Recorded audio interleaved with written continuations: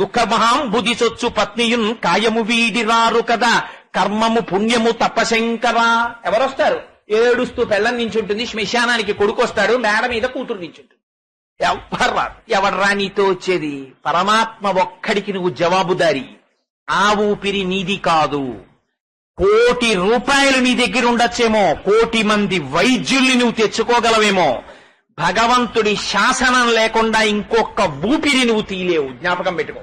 అందుకని ఆ ఊపిరి ఉన్నంత కాలం జాగ్రత్తగా భగవంతుడి సేవ మాత్రం మరువకు అని పండు ఒలిచి బిడ్డడి నోట్లో తల్లి పెట్టినట్టు మన బ్రతుకేమిటో, మన అనుబంధాలేమిటో ఒక్కొక్క శ్లోకంలో విప్పేశారు శంకరాచార్యుల వారు.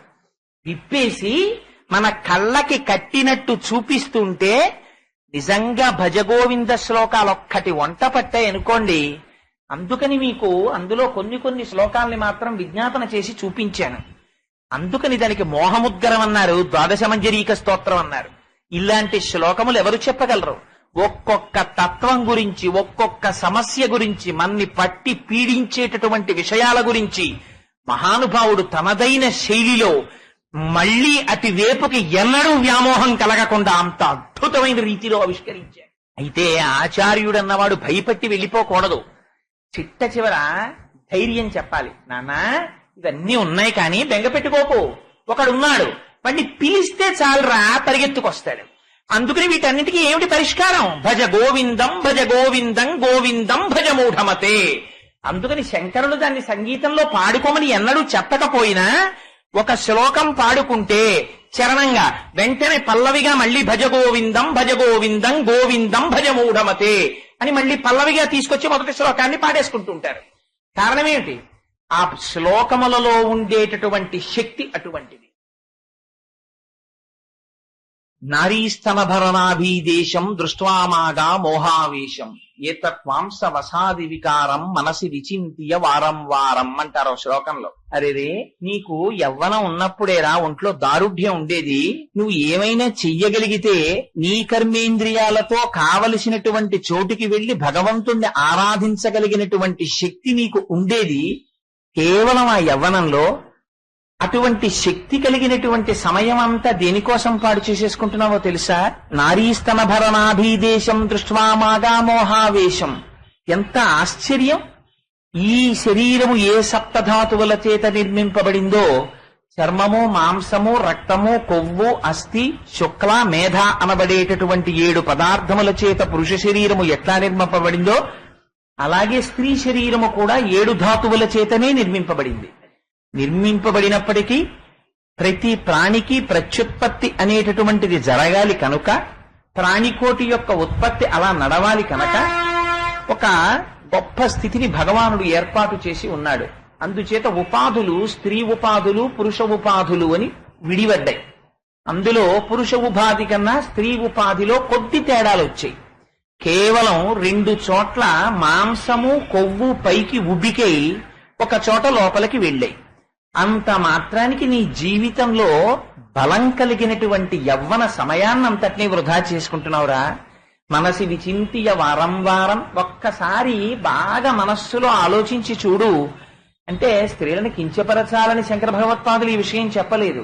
ఎందుచేతనంటే ఆకర్షణ కలిగినటువంటి వస్తువు కనుక పురుషుడు తన జీవితాన్ని గట్టెక్కించుకుని తను చేయి పట్టుకున్నటువంటి స్త్రీని ధర్మపత్నిగా తనతో పాటు నడిపించి ఆవిడ జీవితాన్ని కూడా ఉద్ధరించవలసినటువంటి బాధ్యత ప్రధానంగా పురుషుడి మీద ఉన్నది కనుక ఆ పురుషుడు నడిచినటువంటి మార్గం చేత స్త్రీ జీవితంలో కూడా సుఖశాంతులు నిండుతాయి కనుక హెచ్చరికని పురుషుడి వైపు నుంచి చేశారు. చేసి అందుచేత కేవలం అటువంటి మోహానికి లొంగకు నాన్న అని బుజ్జగించి స్త్రీ సంబంధంగా ఏర్పడేటటువంటి యవ్వన ఉద్రేకాన్ని, తత్కారణంగా మనిషి ఎంత అధప్పతనానికి వెళ్లిపోతున్నాడో ఆ తాత్కాలికమైనటువంటి ఆకర్షణ నుంచి తనని తాను నియంత్రించుకోవడానికి మనస్సులో ఎలా ఆ శరీర సంబంధమైనటువంటి విషయాన్ని మనసి విచింతియ వారం వారం ఎలా లోపల తిప్పితే ప్రబలంగా లాగేటటువంటి ఆ స్త్రీ ఆకర్షణ లాగడం మానేస్తుందో, తనని తాను ఉద్ధరించుకోగలుగుతాడో ఆ శ్లోకంలో చెప్తారు. అంటే ఏదో ఒక్క శ్లోకాన్ని ఇవాళ నేను చెప్పాలి కదండి అని మరు శ్లోకాన్ని చెప్పేసి ఆపేయడం నాకు ఇష్టం లేక ఒక్కసారి అన్ని శ్లోకాలని స్పృశించే ప్రయత్నం చేస్తున్నాను. ఆ తరువాత శంకరులు అంటారు వేరొక శ్లోకంలో, కాతే కాంత కస్తే పుత్ర సంసారోయమతీవ విచిత్ర కస్యత్వం కక్కుతయాయాత తత్వం చింతియ తదీయ భ్రాత. కొన్ని శ్లోకాలు చెప్పిన తర్వాత శంకరాచార్యుల వారి యొక్క ఆవేశం కొంత తగ్గింది. తగ్గిన తర్వాత ఇంకా మూఢ అనరు.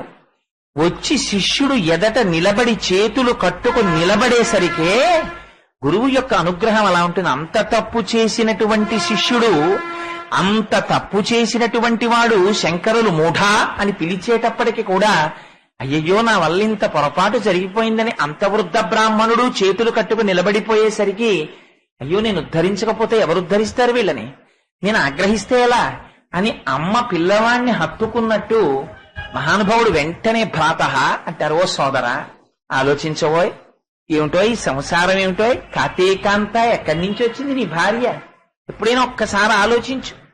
అనేకమైన విషయాల గురించి ఆలోచిస్తూ ఉంటావు కదా, ఒక్క అరగంట సేపు నేను ఈ విషయం మీద ఇవాళ ఆలోచన చేస్తాను. పప్పు దొరకకపోతే ఆలోచిస్తావు, ఉప్పు దొరకకపోతే ఆలోచిస్తావు, పిల్లాన్ని ఏ కాలేజీలో జాయిన్ చెయ్యాలో రోజులు రోజులు ఆలోచిస్తావు, 10 మందిని సంప్రదిస్తావు కదా. ఈ విషయం మీద నీ జీవితం మొత్తం మీద ఒక్క అరగంట సేపు ఆ సబ్జెక్టు తప్ప వేరొకటి లేకుండా ఆలోచించి చూడు. కాతేకాంత, పురుషుడికి స్త్రీ అయినా స్త్రీకి పురుషుడైనా ఎక్కడి నుంచి వచ్చింది భార్య ఒక్కసారి ఆలోచించు. నీకు తెలిసి నువ్వు 1000 పెళ్లి చూపులు చేసి 1001వ పెళ్లి చూపుల్లో ఎవరో ఒక కన్యని ఎంచుకున్నావు, ఎంచుకుని 3 లేచావు. కానీ అంతకుముందు ఆవిడ ఎక్కడి నుంచి వచ్చింది? ఒక తల్లిదండ్రులకి కూతురు. అంతకుముందు ఆ తల్లి గర్భంలోంచి వచ్చింది. అంతకుముందు అప్పుడు కూడా ఉండాలి కదా, ఉంటే కదా అమ్మ కడుపులోకి వెళ్ళింది.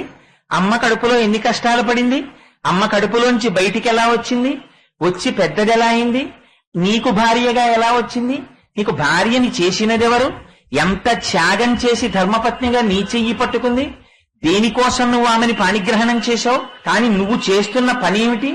ధర్మపత్నిగా నేను స్వీకరిస్తున్నానని చెప్పి స్వీకరించినటువంటి వాడివి ధర్మమునందు ఉపకరణముగా ఆమెని వాడుకుంటున్నావా, లేక కామపత్నిగా వాడుకుని నువ్వు పతనం చేసుకుని ఆవిడ్ని కూడా పతనం చేస్తున్నావా? ఎక్కడి నుంచి వచ్చింది నీ భార్య? భార్య భార్య అనబడేటటువంటి ఆ కాంత, కాతేకాంత కస్తే పుత్ర, నా కొడుకు నా కొడుకు, నా కూతురు నా కూతురని వెర్రెక్కిపోతున్నావే. ఒక్కసారి ఆలోచించి చూడ, నా కొడుకు నా కొడుకని ఓ విశేషమైన మోహానికి గురైపోతున్నావు. ఆ కొడుకు ఎక్కడి నుంచి వచ్చాడు? ఆ కొడుకు అనబడేటటువంటి 7 ధాతువుల చేత నిర్మింపబడినటువంటి శరీరంలో ఒక్క ధాతువుని నువ్వు ఎప్పుడైనా తీసుకొచ్చి పెట్టావా? ఎప్పుడైనా నీ కొడుకు ఒంటి మీద ఉన్న చర్మం ఓ గజం చర్మం తెచ్చి నువ్వు ఎప్పుడైనా పెట్టావా? 4 ఎముకలు తెచ్చి వాడి శరీరంలో పెట్టావా? 2 ఊపిరితిత్తుల్లో ఓ ఊపిరితిత్తు నువ్వు పెట్టావా? గుండెకున్న 4 కన్నాల్లో ఒక కన్నం నువ్వు పెట్టావా? వాడి శరీరంలో పోయబడినటువంటి కొన్ని లీటర్ల రక్తంలో ఒక చుక్క రక్తం నువ్వు ఎప్పుడైనా తీసుకెళ్లి పోసావా? వాడి ఒంటికున్న 9 కన్నాలు, 2 కళ్ళు, 2 ముక్కులు, 2 చెవులు, ఆ తర్వాత నోరు 7, మలద్వారం 8, మూత్రద్వారము 9 కన్నములు కలిగినటువంటి నీ కొడుకు శరీరంలో ప్రాణ అపాన వ్యాన ఉదాన సమాన నాగ కూర్మ కృకర ధనంజయ దైవదత్తములనేటటువంటి 10 వాయువులు ఎవడి శాసనము చేత తిరుగాడుతున్నాయో, ఎవడి శాసనము చేత బయటికి వెళ్ళిపోకుండా నిలబడుతున్నాయో అటువంటి వాయువుని పోసిన వాడివి నువ్వా? బయటికి వెళ్లకుండా నియంత్రించిన వాడివి నువ్వా? తెల్లవారి లేస్తే వాడు తిన్న ఆహారం జీర్ణం చేస్తున్న వాడివి నువ్వా? లేకపోతే వాడి శరీరం సమానంగా పెరగడానికి హేతువైన వాడివి నువ్వా? పెంచిన వాడివి నువ్వా? వాడిలోని మేధస్సువి నువ్వా? ఏది నువ్వు? ఏది చూసి నా కొడుకని మోహంతో ప్రబలిపోతున్నావు? ఇందులో నీ యొక్క యాజమాన్యపు హక్కుని ప్రకటించుకోవడానికి నీకున్న అధికారం ఎంత? దీన్ని సృష్టి చేస్తున్నవాడెవరు? పెంచుతున్నవాడెవరు? నీకు ఈ భాగ్యం ఇచ్చినవాడెవరు? ఎప్పుడైనా ఆలోచించావా? కస్తే పుత్ర సంసారోయమతీవ విచిత్ర. నా సంసారం అని చెప్పి ఆ సంసారం కోసం పట్టుకుని ఊరు వాడా తిరుగుతూ ఆ డబ్బట్టుకొచ్చానని, ఇది పట్టుకొచ్చానని, అది పట్టుకొచ్చానని సంసార మగ్గునుడవై బ్రతుకుతున్నావే. అంతకన్నా వేరొక వస్తువు ప్రపంచంలో లేదని అనుకుంటున్నావే. కానీ నీ సంసారమును నిలబెట్టిన వాడెవరు? ఎప్పుడైనా ఆలోచించావా? కస్తే పుత్ర సంసారోయమతీవ విచిత్ర. పోన్లేవయ్యా, ఇవన్నీ పక్కన పెట్టే, ఏమోనండి వాళ్ళందరూ నాకు ఎలా తెలుసండి, మీరు వాళ్ళందరి గురించి నన్ను అడుగుతారేమిటి అంటావేమో. కస్యత్వం, నువ్వెవరు? ఒక్కసారి చెప్పు. ఏవి ప్రశ్నలండి! ఆ ఒక్క శ్లోకం చాలదండి జీవితాన్ని మార్చేయడానికి. ఎవరు నువ్వు? ఎవరు నువ్వు అంటే ఏం చెప్తాం? కోటేశ్వరరావునండి అంటాం. ఈ నామకరణం చెయ్యకముందు దీనికి కోటేశ్వరరావు అన్న పేరు ఎప్పుడో తల్లిదండ్రులు పెట్టారు ఒకనాడు. ఆ తల్లిదండ్రులు పేరు పెట్టక ముందు కూడా ఈ శరీరం ఉన్నదే. ఈ శరీరము దీని చేత ధరింపబడక ముందు కూడా ఇది ఉన్నదే. ధరింపబడిన శరీరము పడిపోయిన తర్వాత కూడా ఇది ఉంటోందే. ఆ వస్తువేది? అది ఎక్కడి నుంచి వచ్చింది? అది ఎప్పుడు ప్రవేశించింది? లోపల ఎలా ఉంది? ఎంత ఏడ్చింది? ఎలా బయటికొచ్చింది? ఎప్పుడైనా ఆలోచించావా? ఒక్కసారి వెనక్కెడితే నీకెంతవరకు జ్ఞాపకం? మహా ఉంటే నీ జ్ఞాపకం నువ్వు ఎల్కేజీ చదువుకుంటూ పలకలో ఆలు దిద్దుకోవడం వరకు నీకు జ్ఞాపకం ఉందేమో. కానీ ఆ వెనక నువ్వు పడ్డ కష్టాలు నీకేమైనా జ్ఞాపకం ఉన్నాయా?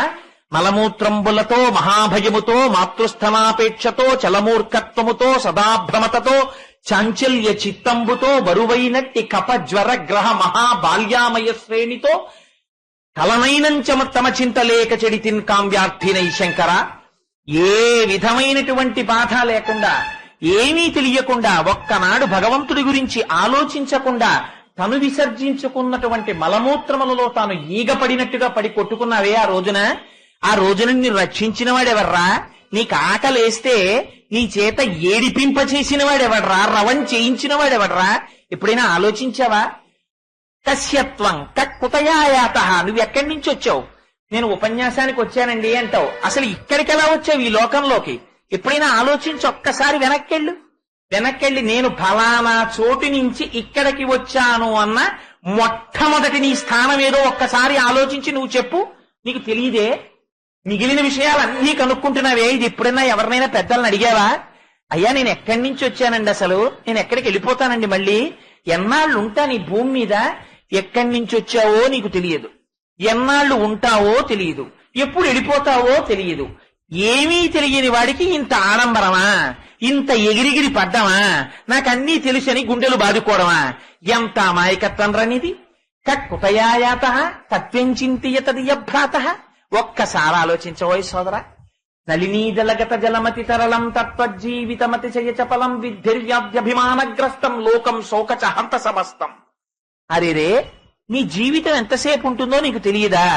తామరాకు మీద నీటి బొట్టు ఎంత చంచలంగా ఉంటుందో, ఎంత తాత్కాలికంగా ఉంటుందో, ఎంత క్షణంలో జారిపోతుందో, అంత బుద్ధుతప్రాయమైనటువంటి జీవితాన్ని నువ్వు పొంది ఉన్నావా? ఈ జీవితంలో నువ్వు దేన్ని తెలుసుకోవాలో దాన్ని తెలుసుకోవడం మానేసి కేవలం శోకముతోటి, దుఃఖముతోటి, రోగములతోటి, తనవారితోటి ఏడుస్తూ కూర్చుని జీవితాన్ని గడిపేస్తున్నావా? నా దృష్టిలో ఈ లోకమంతా ఎప్పుడో చచ్చిపోయింది అసలు శోకంతో అన్నారు శంకరాచార్యులు వారు. ఎంతంత బాధతో వచ్చాయో చూడండి ఆ శ్లోకాలు. లోకం శోకచ హంత సమస్తం. తను ఆనంద స్వరూపుడు, తనకసలు శోకం అన్నది లేదు. దేని శోకాన్ని తెచ్చి పెట్టుకుని తను ఎప్పుడూ ఏడుస్తూ ఏడుపే తన స్వరూపంగా బతుకుతున్నాడు. ఏడుపుగా ఉంటున్నాడు, ఏడుపుగా వెళ్ళిపోతున్నాడు, ఏడిపించి వస్తున్నాడు, ఏడిపించిపోతున్నాడు. ఎంత చిత్రం రా! ఈ లోకం అంతా ఏడుపే, ఏడుపు తప్ప నవ్వు నాకు కనపట్టలేదు. నవ్వినవాడు, ఆనందంగా ఉన్నవాడు, సుఖంగా ఉన్నవాడు, ఇది నా స్వరూపం అన్నవాడు నాకు కనపట్టలేదు. ఈ లోకమంతా హంతమైపోయింది, చచ్చిపోయింది ఎప్పుడో శోకం చేతన్నారు. ఆచార్య పురుషులకి, జగద్గురువులకి ఎంత పరివేదన కలిగిందో చూడండి. ఏమిటో నీ వెంట వీళ్ళందరూ తిరుగుతున్నారు, నాకింత సర్కిల్ ఉందంటావు. దిక్కుమాలిన మాట, ఇంతకన్నా దరిద్రమైన మాట ప్రపంచంలో లేదురా. నీ గొప్పతనం, నీ ఈగో అంటుంటారు. నా అంత వాణ్ణి నేనని చెప్పుకోవడానికి వాడు చెప్పుకునే మొట్టమొదటి మాట ఏమిటో తెలుసా అండి? 3 చేత చెప్పుకుంటూ ఉంటాడు. ఏంటి? నాకింత డబ్బు ఉంది, నాకింత పరివారం ఉంది, నాకింత మంది తెలుసండి. ఎంతమంది వస్తుంటారనుకుంటారు మా ఇంటికి? లేచింది మొదలు వస్తూనే ఉంటారు, రాత్రి వరకు వస్తారు, ఫోన్లు ఎడతెరిపి లేకుండా వస్తాయి. ఇవన్నీ తన స్టేటస్ సింబల్ కింద చెప్తూ ఉంటాడు. శంకరాచార్యుల వారు వాత పెట్టారు వెనక నుంచి. ఒక్కసారి ఆలోచించి, ఊరే వయసిగతే కామ వికార, నీ ఒంట్లో వయస్సు అయిపోయిందా? కామ వికారం అన్నది ఇంకెక్కడుందిరా? ఒక్కసారి వయస్సు అయిపోయిన తర్వాత ఇంకా కామ వికారమే లేదు. వయసిగతే కామ వికార శుష్కే నీరే కక్కాసార. చెరువు ఎండిపోయిందా? ఇంకా ఏమండి ఇది చెరువండి అన్నారనుకోండి, నీళ్లు లేని దాన్ని చూపించి చెరువు అంటే ఒప్పుకుంటారా? ఒప్పుకోరు. క్షీణే విత్తే కప్పరివార.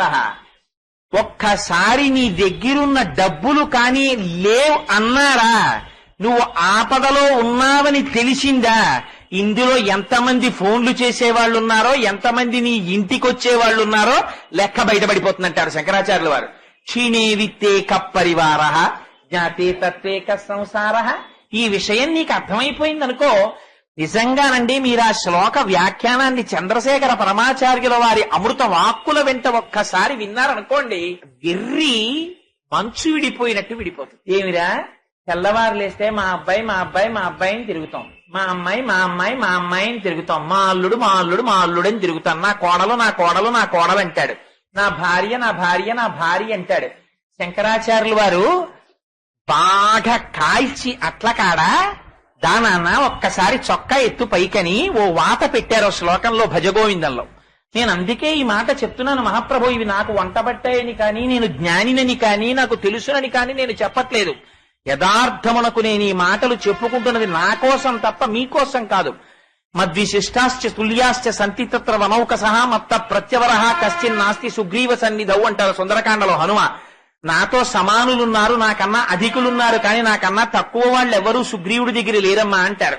అలా ఇక్కడ ఉన్నటువంటి సభలో అందరూ నాకన్నా అధికులున్నారు, నాకన్నా సమానులున్నారు, కానీ నాకన్నా తక్కువ వాళ్ళు, నా దగ్గర వినవలసిన వాళ్ళు ఎవ్వరూ లేరు, అందరూ ప్రాజ్ఞులే. మరి ఎందుకు చెప్తున్నావు? నన్ను నేను హెచ్చరించుకోవడానికి చెప్పుకుంటున్నాను. ఈ ఒక్క శ్లోకం చాలదండి భజగోవిందంలో జీవితాన్ని అర్థం చేసుకోవడానికి. నీ వెంట ఉన్నారనుకున్న వారు ఎంతకాలము నీ వెంట ఉంటారో నేనొకటి చెప్తున్నాను. ఇలా కాకుండా కూడా ఉన్నవారు ఎవరైనా ఉంటే నువ్వు నమ్ముకు బతుకు అన్నారు శంకరాచార్యుల వారు. ఒక్క విషయం చెప్తానబ్బాయి విను. ఏమిటది? యావత్పవనో నివసతి దేహే తావత్ పృచ్చతి కుశలంగే గతవతి వాయౌ దేహాపాయే భార్యా బిభ్యతి తస్మిన్ కాయే. ఈ ఒక్క శ్లోకం వంట పట్టిందనుకోండి, మీరు పెద్ద సినిమా చూసినట్టే ప్రపంచాన్ని. ఎందుకని?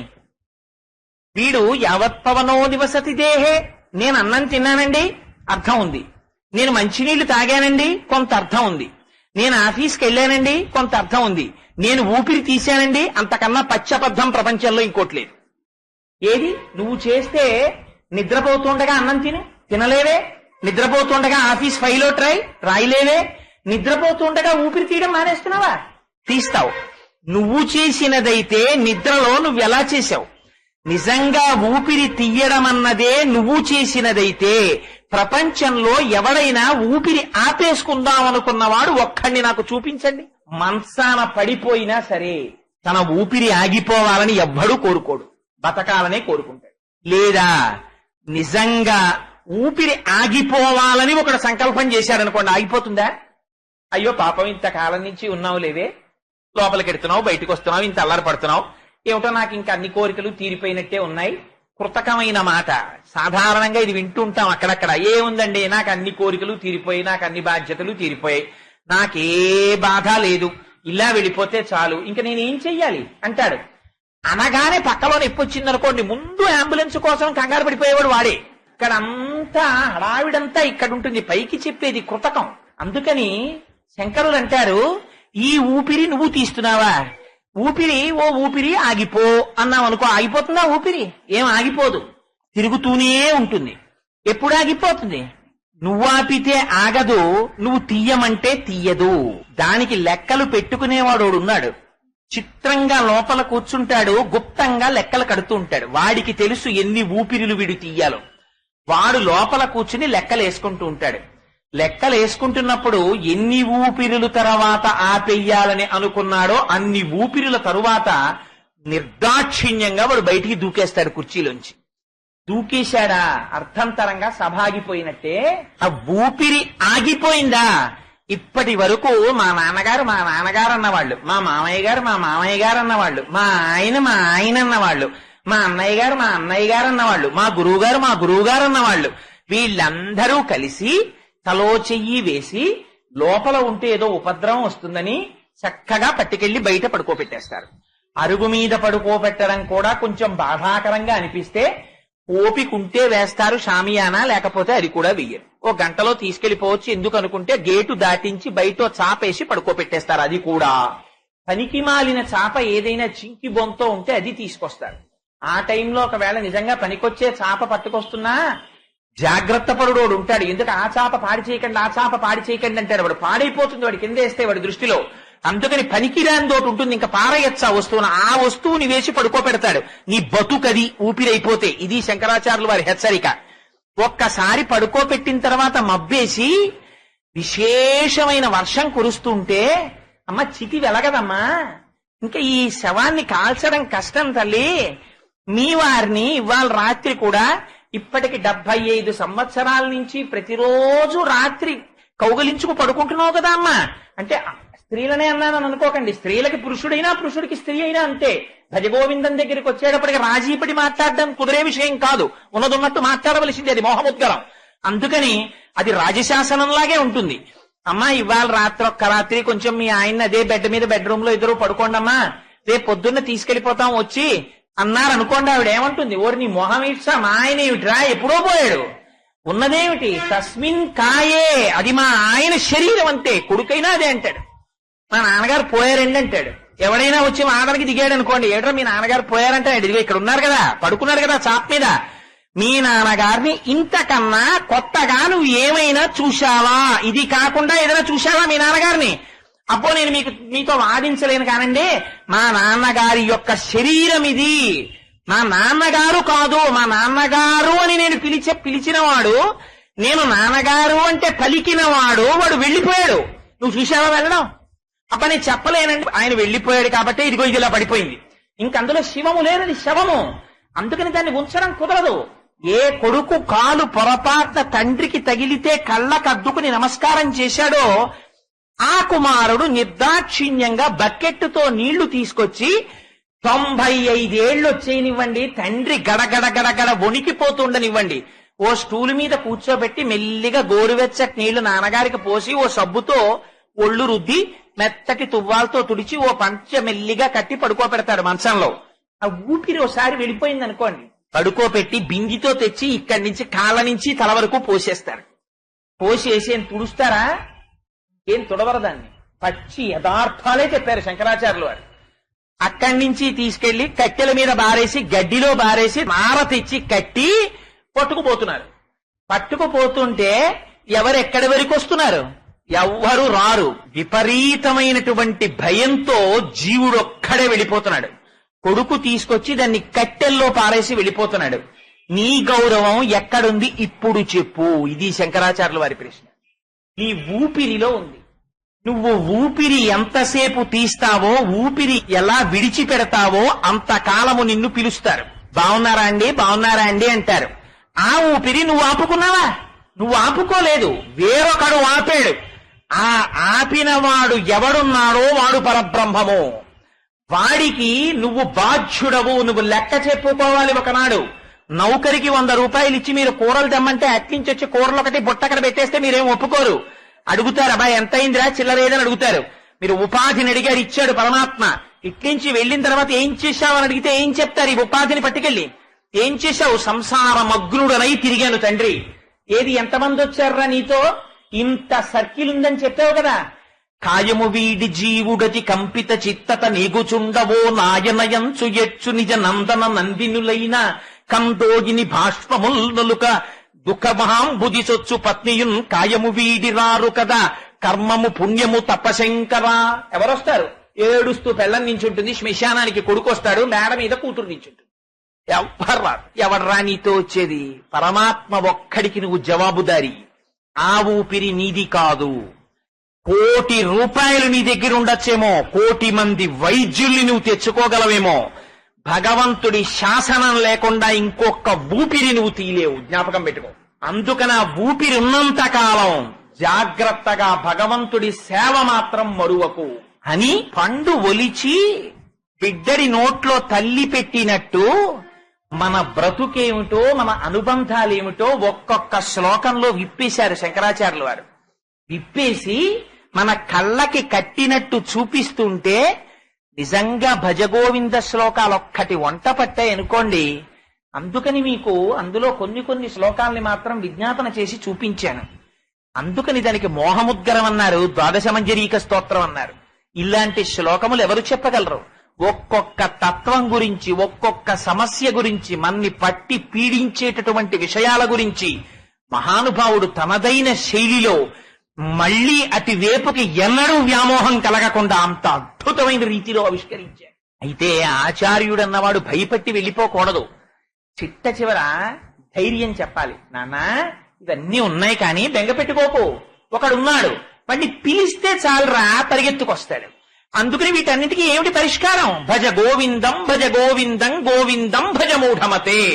అందుకని శంకరులు దాన్ని సంగీతంలో పాడుకోమని ఎన్నడూ చెప్పకపోయినా ఒక శ్లోకం పాడుకుంటే చరణంగా వెంటనే పల్లవిగా మళ్ళీ భజ గోవిందం గోవిందం భజ మూఢమతే అని మళ్ళీ పల్లవిగా తీసుకొచ్చి మొదటి శ్లోకాన్ని పాడేసుకుంటూ ఉంటారు. కారణం ఏమిటి? ఆ శ్లోకములలో ఉండేటటువంటి శక్తి అటువంటిది. ఎందుచేత నేను ఇవాళ ఈ శ్లోకములన్నింటి గురించి ఒక్కసారి విహంగ వీక్షణం కింద స్పృశించానంటే కేవలం 3 రోజుల ప్రసంగంగా మాత్రమే చేస్తున్నాం కనుక ఏదో తరువాతి శ్లోకం ఒక శ్లోకాన్ని నేను చెప్తున్నానండి అని ఆ శ్లోకం చెప్పేసి వెళ్ళిపోతే దానికి ఒక సమగ్రత ఏర్పడదు. కనుక పెద్దలు చేసినటువంటి అంత అద్భుతమైనటువంటి స్తోత్రాన్ని, అటువంటి శ్లోకాల్ని ఒక సమగ్రత లేని స్థితిలో విడిచిపెట్టడం మంచిది కాదు. కనుక ఆ భజగోవింద శ్లోకముల యొక్క స్థితిని ఒక్కసారి ఆవిష్కరించే ప్రయత్నం చేశాను. గురువులు చెప్పినటువంటి శ్లోకాలకి పొంగిపోయారు. వెనకాతల వస్తున్న 14 మంది శిష్యులు మళ్ళీ ఒక్కొక్క శిష్యుడు ఒక్కొక్క శ్లోకాన్ని చెప్పారు. చెప్తే 14 శిష్యులు చెప్పినటువంటి 14 శ్లోకాలతోటి చతుర్దశ మంజరీక స్తోత్రం వచ్చింది. మళ్ళీ ఈ 14, ఈ 12, 26 చిట్ట చివర శంకరాచార్యుల వారు ఆశీప్రసరంగా కొన్ని శ్లోకాలు చెప్పారు. దాంతో మోహముద్గరం పూర్తవుతుంది. సరే, ఇవాల్టి రోజున సరే సమస్యల గురించి మనం ప్రతిరోజు ఈ గత 2 రోజుల నుంచి చర్చించాం కనుక శంకరులు తనదైన శైలిలో ఒక అద్భుత పరిష్కారాన్ని ఒక దాన్ని చెప్తారు ఒక శ్లోకంలో. ఆ శ్లోకం నిజంగా అది చదువుతుంటే మనస్సు రమించిపోయి ఎంత ఆనందం కలుగుతుందో ఎవరు చెప్తారు రాయిలాగా. బాగా నిష్ణాతుడైనటువంటి లెక్కల మేస్టర్ ఉన్నారనుకోండి, ఎంతకీ తెమలనటువంటి లెక్క ఒకటి ఉందనుకోండి, మనం ఆ మేస్టర్ దగ్గరికి పట్టుకెళ్ళి మేస్టర్ ఇది ఎలాగండి అన్నాం అనుకోండి, ఇదేనా ఏముందిరా ఇదిగో ఇలా చూడు అన్న లెక్క ఈక్వేషన్ ఎలా వెయ్యాలో వేసి ఇదిగో చూసా వచ్చేసింది ఆన్సర్ అని సమర్థుడైనటువంటి అధ్యాపకుడు చూపిస్తే ఇదే లెక్క ఎంత తేలిక అనిపిస్తుంది మనకి. అలా ఎక్కడ ఆత్మతత్వం, ఎక్కడ బ్రహ్మసూత్రాలు, ఎక్కడ ఉపనిషత్తులు, ఎక్కడి భాష్యాలు, ఇన్నింటిని తీసుకొచ్చేసి ఎంత తేలికో తెలుసా నువ్వు గట్టెక్కేయడం. చూడు నేను ఎలా చెప్తానో నువ్వు జాగ్రత్తగా అది పాటించు చాలు అని పిల్లాన్ని, పైకెక్కలేని పిల్లాన్ని తండ్రి ఏం చేస్తాడు, చెయ్యి పట్టుకుని ఒక్కొక్క మెట్టు పైకెక్కిస్తాడు. అలా శంకరాచార్యులు వారు 4 మెట్లు ఎక్కించేశారు. ఎక్కించేసి చూడు ఇప్పుడు ఈ మెట్టు మీద నిలబడి చూడు ఎంత ఆనందంగా ఉందో నీకు అన్నారు. ఆ శ్లోకం నాకైతే అనిపిస్తుంది ఆ శ్లోకాన్ని అంత వేదాంత తత్వాన్ని అంత సులభంగా అలా చెప్పగలగడం ఒక్క శంకర భగవత్పాదులకు తప్ప అన్యులకి దుస్సాధ్యం. శంకరులు అంటారు ఆ శ్లోకంలో సత్సంగత్వే నిస్సంగత్వం, నిస్సంగత్వే నిర్మోహత్వం, నిర్మోహత్వే నిశ్చలతత్వం, నిశ్చలతత్వే జీవన్ముక్తి.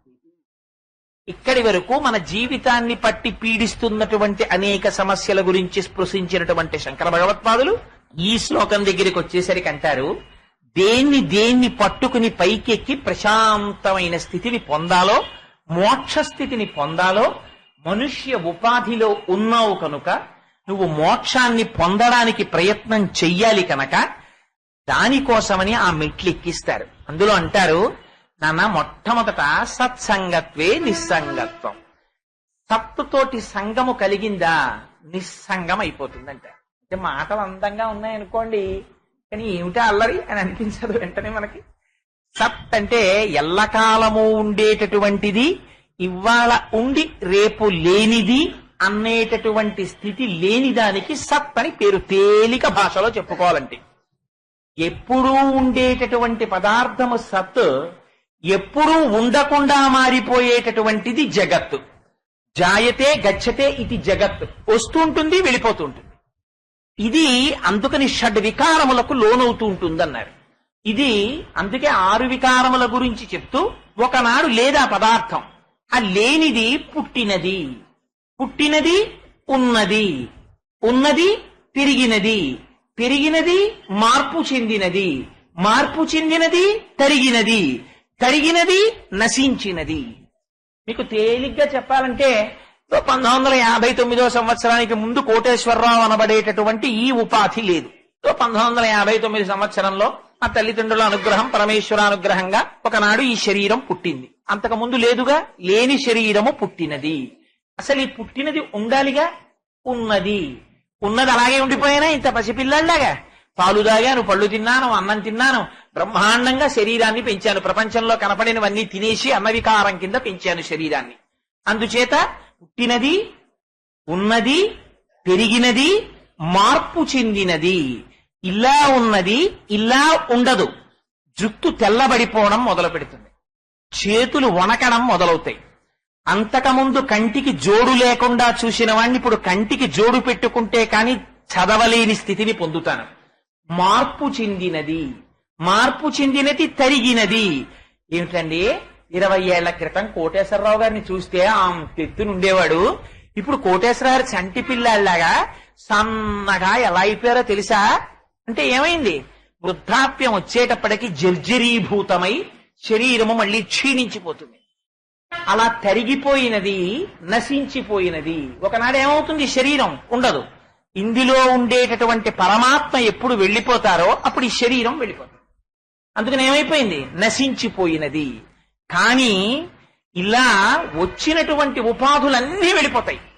కానీ వెళ్లకుండా ఉండేటటువంటి ఒకటి ఆధారముగా ఉండకపోతే ఈ వెళ్లిపోయేవన్నీ ఉండడానికి అసలు అవకాశం లేదు. తెర కూడా కదులుతోందనుకోండి, సినిమా మీరెలా చూస్తారు? తెర కదలకపోతే కదలని తెర మీద కదిలే బొమ్మలు ఆడతాయి.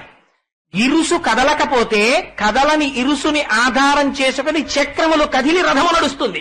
అందుచేత ఎప్పుడు కదలని దాన్ని, మార్పు చెందని దాన్ని ఆధారం చేసుకుని మార్పు చెందుతున్నది వెడుతూ ఉంటుంది. అందుచేత మార్పు చెందనిది ఏది ఉన్నదో అది పరమాత్మ. అది ఎక్కడ ఉన్నది? అది ఇక్కడా ఉన్నది. అది ఎప్పుడూ ఉన్నది. ఆ ఉన్నది వదిలిపెట్టావు. లేనిది, ఉండనిది, కృతకమైనది, మాయాస్వరూపమైనది, కేవలము భ్రాంతి పాత్రమైనది, దాన్ని సత్యమని పట్టుకుంటున్నావు. ఇప్పుడు నువ్వు ఇది తెలుసుకుని ఏది ఉంటోందో, ఏది ఎన్నడూ వెళ్ళిపోదో దాన్ని పట్టుకో. ఎప్పుడు వెళ్ళిపోయేది ఏది ఉందో దాన్ని వదిలిపెట్టడం నేర్చుకో. అంతే.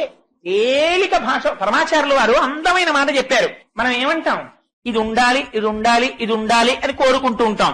ఇది ఉండాలి, ఇది ఉండాలని అనకో. లోపలున్నదోటి ఉంది, అది నువ్వు వెళ్ళిపోయేటప్పుడు నువ్వే నేను, నువ్వే నేను, నువ్వే నేను. చొక్కా వదిలేస్తే లాల్చీ వేసుకుంటాను, లాల్చీ వదిలేస్తే ఉత్తరీయం వేసుకుంటాను. అంతేగాని అయ్యో చొక్కా నిన్ను విడిచిపెట్టేశానే, నా జీవితం పోయిందే అని బెంగెట్టుకుంటానా? బెంగేం పెట్టుకోను.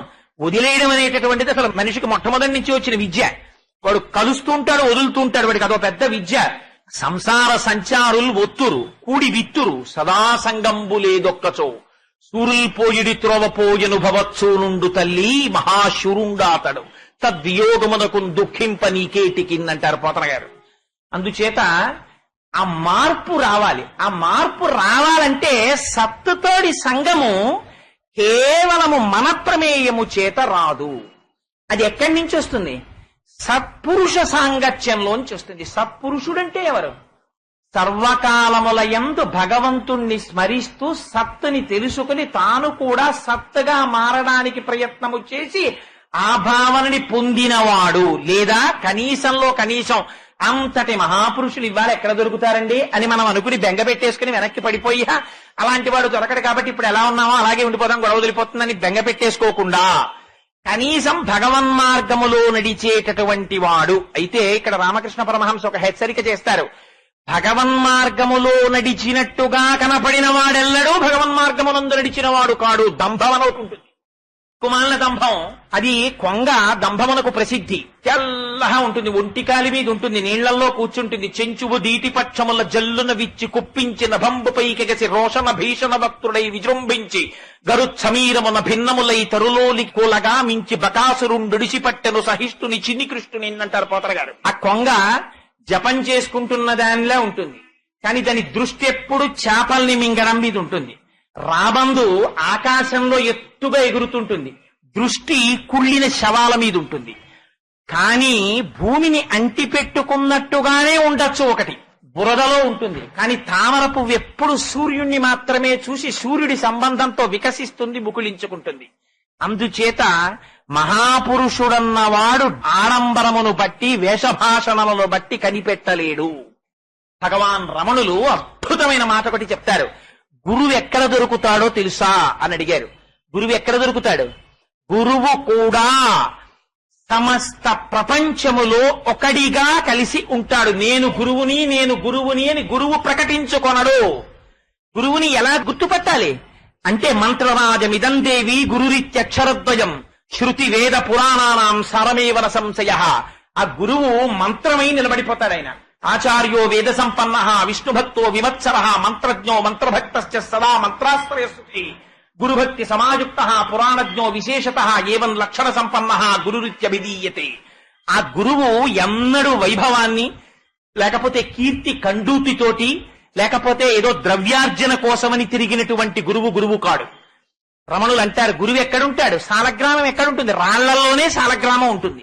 సాలగ్రామం కావలసినటువంటి వాడు తులసి కోటలో వెతికితే దొరకదు. సాలగ్రామం ఎక్కడ వెతకాలి? రాళ్లలోనే వెతకాలి. వెతికి రాళ్లనన్నింటినీ తోసేసి సాలగ్రామాన్ని తెచ్చుకోవాలి. మిగిలిన రాళ్లు రోడ్డు పక్కన ఉంటాయి. సాలగ్రామం పూజలు అందుకుంటుంది. సమస్త మనుష్య కోటిలోనే గురువు కూడా కలిసిపోయి ఉంటాడు. గురువు అని గుర్తుపట్టడానికి వేరైన రీతిలో ఏం ఉండడు, అందరిలో కలిసి ఉంటాడు. భాగవతం దశమస్కందంలో పోతన గారు అద్భుతంగా చూపిస్తారు. పదముల సంఖ్యల నిడుకొని మదికలచుచు సూరసుతుడు ముందరివోలెన్ గురురు కల రీతి దేహము కదిలించుచు నురకుండే గురువరతంబున్నన్నారు. ఏమండి, ఆనాడు కృష్ణ భగవానుడు జన్మించినప్పుడు తలుపులు తెరుచుకున్నాయి, సంఖ్యళ్లు తెగిపోయాయి, తాళాలు ఊడిపోయాయి. ఆశౌరికి తెరవసకెను ప్రకాశోత్తత తుంగ భంగ ధరా సాకాశయగు యమున మును సీతేశునకు పయోధి త్రోవ ఇచ్చిన భంగిన్. ఇటువైపు నుంచి అటువైపుకెళ్లి పిల్లని పడుకోపెట్టి పిల్లని తెచ్చి అక్కడ పడుకోపెట్టుకున్నటువంటి వసుదేవుడు లోపలికి రాగానే తలుపులు మూసుకున్నాయి, సంకెళ్లు పడ్డాయి, తాళాలు పడ్డాయి. కాని వసుదేవుడి చేతులకి కాళ్ళకి మాత్రం ఒక్కసారి కూడా వచ్చి బంధనములు తగులుకోలేదు. అవి వసుదేవుడే వేసుకున్నట్ట. వేసుకుని ఇంతకుముందు కూడా బంధనములు వేసినప్పుడు కంసుడు ఎలా ఉన్నాడో అలా ఉన్నట్ట. కాని ఇప్పుడు తను తగిలించుకున్నవి, కంసుడు తగిలించినవి కావు. గురువు కూడా సంసారమునందే ఉన్నట్టుంటాడు, కాని గురువు సంసారమునందు ఉండడు. పడవలోకి నీళ్లు మనకొచ్చాయి, నీటిలో పడవ ఆయనగా ఉంటాడు. అందుకని సాలగ్రామము రాళ్లలో ఉన్నట్టు సంసారమునందున్నట్టుగా కనబడుతుంటాడు. కనపడుతూ లోపల చేస్తూ ఉంటాడు చెయ్యవలసినదంతా. జపో జల్పశిల్పం సకలమపి ముద్రా విరచన గతి ప్రాదక్షిణ్యాక్రమణమశనాద్యాహుతి విధి అని ఆ గురువు యొక్క స్థితి ఎలా ఉంటుందో, అతను ఎంత ఉపాసన బలంతో ఉంటాడో శంకరాచార్యుల వారు సౌందర్యలహరిలో చూపిస్తారు. అందుచేత అదిగో అటువంటి గురువు, అటువంటి సత్పురుషుని యొక్క సంగము కలిగిందా, ఆయన ఏం చేస్తాడు? అటువంటి సత్పురుషుడు వేరొక విషయం గురించి మాట్లాడటం. ఆయనకి ఏం కావాలి? ఆయనకి ఊపిరి తీస్తే భగవానుడు, ఊపిరి విడిచిపెడితే భగవానుడు.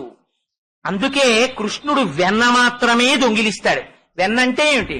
నీళ్లలో వేస్తే తేలుతుంది, అగ్నిహోత్రాన్ని చూస్తే కరుగుతుంది. సంసారమునందు ఉంటే వంట పట్టక పైకి తేలిపోయి ఉంటాడు. భగవంతుని నుంచి ఎడబాటు కలిగినట్టుగా అనిపించిందా స్వరూప నాశనం అయిపోతుంది. అసలు ఈ దేహంతో కూడా నిలబడలేడు, అంత ఆర్తి చెంది ఉంటాడు. అదిగో అటువంటి స్వరూపమును పొందినవాడు ఎవరున్నాడో అటువంటి సత్పురుషుని యొక్క మాట ఒక్కసారి చెవిన పడిందా, రమణులు అంటారు గురువు మాట సింహనాదము అంటారు. సింహము ఒక్కసారి ఏనుగు కలలోకి వచ్చిందా, ఇహ ఏనుగు పడుకోదు. అలాంటిది సింహమే వచ్చి ఒక్కసారి గర్జించిందా, ఇంకా ఏనుగు నిద్రపోతుందా? ఇహ నిద్రపోదు. సింహమునకు ఒక్కదానికే ఒక అలవాటు ఉంటుంది ప్రపంచంలో, మిగిలిన వాటికి ఉండదు. సింహావలోకనము అంటారు. సింహము పరాక్రమము చేత అన్ని జంతువుల కన్నా శక్తివంతమైనది. సింహం జూలు నుంచి వచ్చే వాసన, సింహము నడక, సింహము టీవీ, సింహ గర్జన వింటే చాలు, సింహపు పాద ముద్ర చూస్తే చాలు పారిపోతాయి జంతువులు. అలాంటి సింహం ఎప్పుడూ కూడా నేనింతటి దాన్ని అని అహంకారంతో వెళ్ళదు. 10 అడుగులు వేస్తుంది, వెనక్కి తిరిగి ఒకసారి చూస్తుంది. చూసి కలయ తిరిగి చూసుకుంటుంది, మళ్ళీ 10 అడుగులేస్తుంది, మళ్ళీ వెనక్కి తిరిగి చూస్తుంది. ఈ సింహావలోకనమన్న అలవాటు ఎవరికి ఉంటుందో తెలుసా అండి? ఒక్క గురువులకుంటుంది. వారు ఇంతటి వారు ఇంతటి వారు ఇంతటి వారని ఎంతమంది అన్నివ్వండి, నా నడతలో నా నడకలో ఇటువంటి పొగట్టల చేత ఎక్కడైనా భంగపాటు వస్తోందా, అహంకారం వస్తోందా అని ప్రతి క్షణం ఆగి వెనక్కి తిరిగి చూసుకుంటూ ఉంటారు గురువులు. అటువంటి సత్పురుషుడితోటి ఒక్కసారి సాంగత్యం వచ్చిందనుకోండి, అటువంటి మహాపురుష సంశ్రయణము కలిగిందనుకోండి, కలిగితే ఏమవుతుంది? సత్సంగత్వే నిస్సంగత్వం. ఆయన ఏం మాట్లాడతాడు? ఆయన ఎప్పుడు మాట్లాడినా ఆయన కేవలము మాట్లాడేది భగవత్ సంబంధమైన విషయమును మాత్రమే మాట్లాడతాడు. మాట్లాడితే ఏమవుతుంది? ఎన్ని పుస్తకాలు చదివినా రానటువంటి విషయములు ఒక సత్పురుషుడితోటి కలిసి సహజీవనం చేస్తే వస్తాయి. కానీ ఎంతటి వారవనివ్వండి, ఎంత సత్పురుషులతో కలిసి తిరిగినప్పటికీ కూడా మారని వారు ఒకరు ఉండొచ్చు, కానీ సాధారణంగా తక్కువ. ఎక్కడో తప్ప వర్షము పడితే ప్రపంచంలో ఉండేటటువంటి చెట్లన్నీ చిగురుస్తాయి, ఆఖరికి విత్తనాలన్నీ మొలకెత్తుతాయి. కానీ అదేమి ప్రారంధమో, జిల్లేడు చెట్టు మీద వర్షం పడితే ఆకులన్నీ రాలిపోతాయి. అది చిగురు పెయ్యదు, వర్షానికి ఉన్న ఆకులు రాలిపోతాయి. అలా పాషండుడైన వాడు ఉంటాడు, వాడికి మాత్రం ఎంతటి వారితో కలిసి తిరిగినా వాడి భావనలో మార్పు రాకపోవచ్చు. అటువంటి వారి దృష్టాంతములను తీసుకొచ్చి సాధారణ సిద్ధాంతంగా చెప్పి మారని వాళ్ళు ఉన్నారు కదండి అనడానికి వీల్లేదు. సాధారణంగా సత్పురుషుడితోటి సాంగత్యము చేత ఎంతటి వారు మారతారు. ఏమిటి సత్పురుషుడంటే ప్రధానమైనటువంటి లక్షణం ఎక్కడ చెప్పారో తెలుసా అండి? వారు దేనికి మాట్లాడని వాడు. తీసుకొచ్చి కనకాభిషేకం చంద్రశేఖర పరమాచార్యుల వారిని ఒకసారి కనకాభిషేకం చేస్తా ఉన్నారు. అంటే పరమాచార్యుల వారు అన్నారు, నాకు వద్దు కనకాభిషేకం అన్నారు. అలా కాదు, మీకు కనకాభిషేకం చెయ్యాలన్నారు. పట్టు పట్టారు, బలవంత పెడితే ఒప్పుకున్నారు. ఒప్పుకుంటే వారిని తీసుకెళ్లి ఎక్కడ చెయ్యమంటారు మహాప్రభో అని అడిగారు. అడిగితే పరమాచార్యుల వారు ఒక వింతైన కోరిక కోరారు. నన్ను కంచిలో కామాక్షీదేవి ఆలయంలో ఉన్నటువంటి సరోవరపు నీటిలో కూర్చోపెట్టి నాకు కనకాభిషేకం చెయ్యండి అన్నాడు. ఆ బంగారు రజను తీసుకొచ్చి ఆయనకి అభిషేకం చేస్తున్నారు. చేస్తుంటే చేసేవాళ్ళు ఎంత తెలివైన వాళ్ళు ఉంటారో చూడండి. బంగారంతో కదా అభిషేకం చేస్తున్నాం, ఆ రజను నీళ్లల్లో పడి అటు ఇటు పోతుందేమోనని వారికి వేసినటువంటి సింహాసనానికి కింద ఒక పెద్ద బట్ట ఒకటి పరిచారు. అంటే వీరి మించి పడినటువంటి ఆ బంగారు రజును కిందకి దిగి ఆ బట్ట మీద పడితే పరమాచార్యుల వారికి కనకాభిషేకం అయిపోయి గట్టెక్కేసిన తర్వాత కుర్చీ తీసేసి చేపల మూట పట్టుకొచ్చినట్టు ఆ గుడ్డ పట్టుకొచ్చి అందులోంచి రజను ఏరేసుకుని ఇంకో పనికి వాడుకుందామని. కానీ అంతా అయిపోయిన తరువాత పరమాచార్యుల వారు గట్టెక్కుతుంటే వాళ్ళు జాగ్రత్తగా దుప్పటి ఎత్తుతున్నారు. పరమాచార్యుల వారు అన్నారు, నా కాళ్ళ కింద దుప్పటి తగిలినప్పుడే నాకు అర్థమైంది మీ ప్రణాళిక. నేను అడిగింది అక్కడ చెయ్యమన్నది ఆ బంగారము ఆ కోనీటిలో కలిసిపోవాలని. అందుకని పైన అభిషేకము జరుగుతున్నప్పుడే నేను పాదములతో రజను తన్నేశాను. అక్కడేం ఉండదు, దుప్పటి ఎత్తుకు రండి అన్నారు. చేత సామాన్యుడి స్థితి అలా ఉంటుంది, మహాపురుషుడి స్థితి అలా ఉంటుంది. మహాపురుషుల యొక్క స్థితి అనడానికి గుర్తుపట్టడానికి వాల్మీకి మహర్షి మనకు ఒక గొప్ప శ్లోకం ఒకటి ఇచ్చారు రామాయణంలో. అయోధ్యకాండలో అచచ ఛేద సద్భావం లక్ష్మణస్య మహాత్మనః అని అందులో ఎంత చిత్రమైన మాట మాట్లాడారంటే, భరతాయ అప్రమేయాయ గుహో దహనగోచరః అన్నారు. లక్ష్మణుడు రాముడితో కలిసి అరణ్యవాసానికి వచ్చాడు. కేవలం ఆటవికుడైనటువంటి గుహుడు రామలక్ష్మణులిద్దరికీ కూడా ఆతిథ్యమిచ్చాడు. రామలక్ష్మణులు గంగ దాటి వెళ్లిపోయిన తరువాత మరునాడు ఎప్పుడో కొంతకాలానికి భరతుడు వచ్చాడు. భరతుడు లక్ష్మణుడికి తోడ పుట్టినవాడు. లక్ష్మణుడు మహాత్ముడు. ఎందుచేత మహాత్ముడు? లక్ష్మణుడు మహాత్ముడు. లక్ష్మణో లక్ష్మి సంపన్న. లక్ష్మి అన్న మాట దేని వల్ల వచ్చిందంటే, లక్ష్మణుడు ఎక్కడికి వెళ్ళినా ట్రావెలర్స్ చెక్సో లేకపోతే ఏటీఎం కార్డులో పట్టుకెళ్లేవాడని కాదు. ఆయనకున్న లక్ష్మి నిరంతర భగవత్ కైంకర్య లక్ష్మి, భగవత్ సేవ చెయ్యడంలో ప్రధానమైనటువంటి లక్షణం కలిగిన వాడు. అటువంటి లక్ష్మణుడి గురించి భరతుడికి గుహుడు చెప్పాట. గుహుడు చెప్పడం ఏమిటి? తోడ పుట్టినవాడు లక్ష్మణుడు ఎటువంటి వాడో భరతుడికి తెలుసా? ఒక్క రాత్రి రామలక్ష్మణులకి ఆతిథ్యం ఇచ్చినటువంటి గుహుడికి తెలుసా? కానీ ఒక్కరోజు రాత్రి లక్ష్మణుడితో గడిపినటువంటి గుహుడు లక్ష్మణుడి యొక్క గొప్పతనాన్ని ఆనందంతో భరతుడికి చెప్తుంటే భరతుడు పొంగిపోయి విన్నట్ట. ఏమిటా శ్లోకంలో ఉన్నటువంటి రహస్యార్థం? భగవంత్ సంబంధమైనటువంటి విషయమును చెప్పేటటువంటి వక్త ఎవరైతే ఉన్నారో అటువంటి వక్తకి ఉండవలసినటువంటి ప్రధానమైన లక్షణము భగవంతుని కథ చెప్పడమునందు ఇతరమైన ఆకర్షణ ఏదీ లేక నిండిపోయిన బింది తనలో నీటిని ఇమిడ్చుకోలేక అంచుల వెంట నీరు కారిపోయినట్టు భగవంతుని యొక్క గుణములను తాను వినడం చేత కలిగినటువంటి ఆనందము లోపల పట్టక వాక్కులై నోటి వెంట ప్రవహిస్తే ఏ విధమైనటువంటి ప్రయోజనమును అపేక్షించనటువంటి వాడై భగవత్ కథని చెప్పకుండా ఉండలేక చెప్పిన వాడు వక్త. అరెరే మా స్వామి కథ చెప్తున్నారు, అది వినకుండా ఉండలేనని వచ్చి విని పొంగిపోయి దాంట్లో ఉన్నటువంటి లోపమును కూడా చూడకుండా చాలు చాలు నా స్వామి మాటలు ఇవాళ నా చెవిన పడ్డాయని పొంగిపోయి వెళ్ళిపోయిన వాడు శ్రోత. ఇటువంటి వక్త ఇటువంటి శ్రోత ఎక్కడ కలిశారో అది క్షేత్రము. అక్కడ భగవంతుడు పొంగిపోతాట.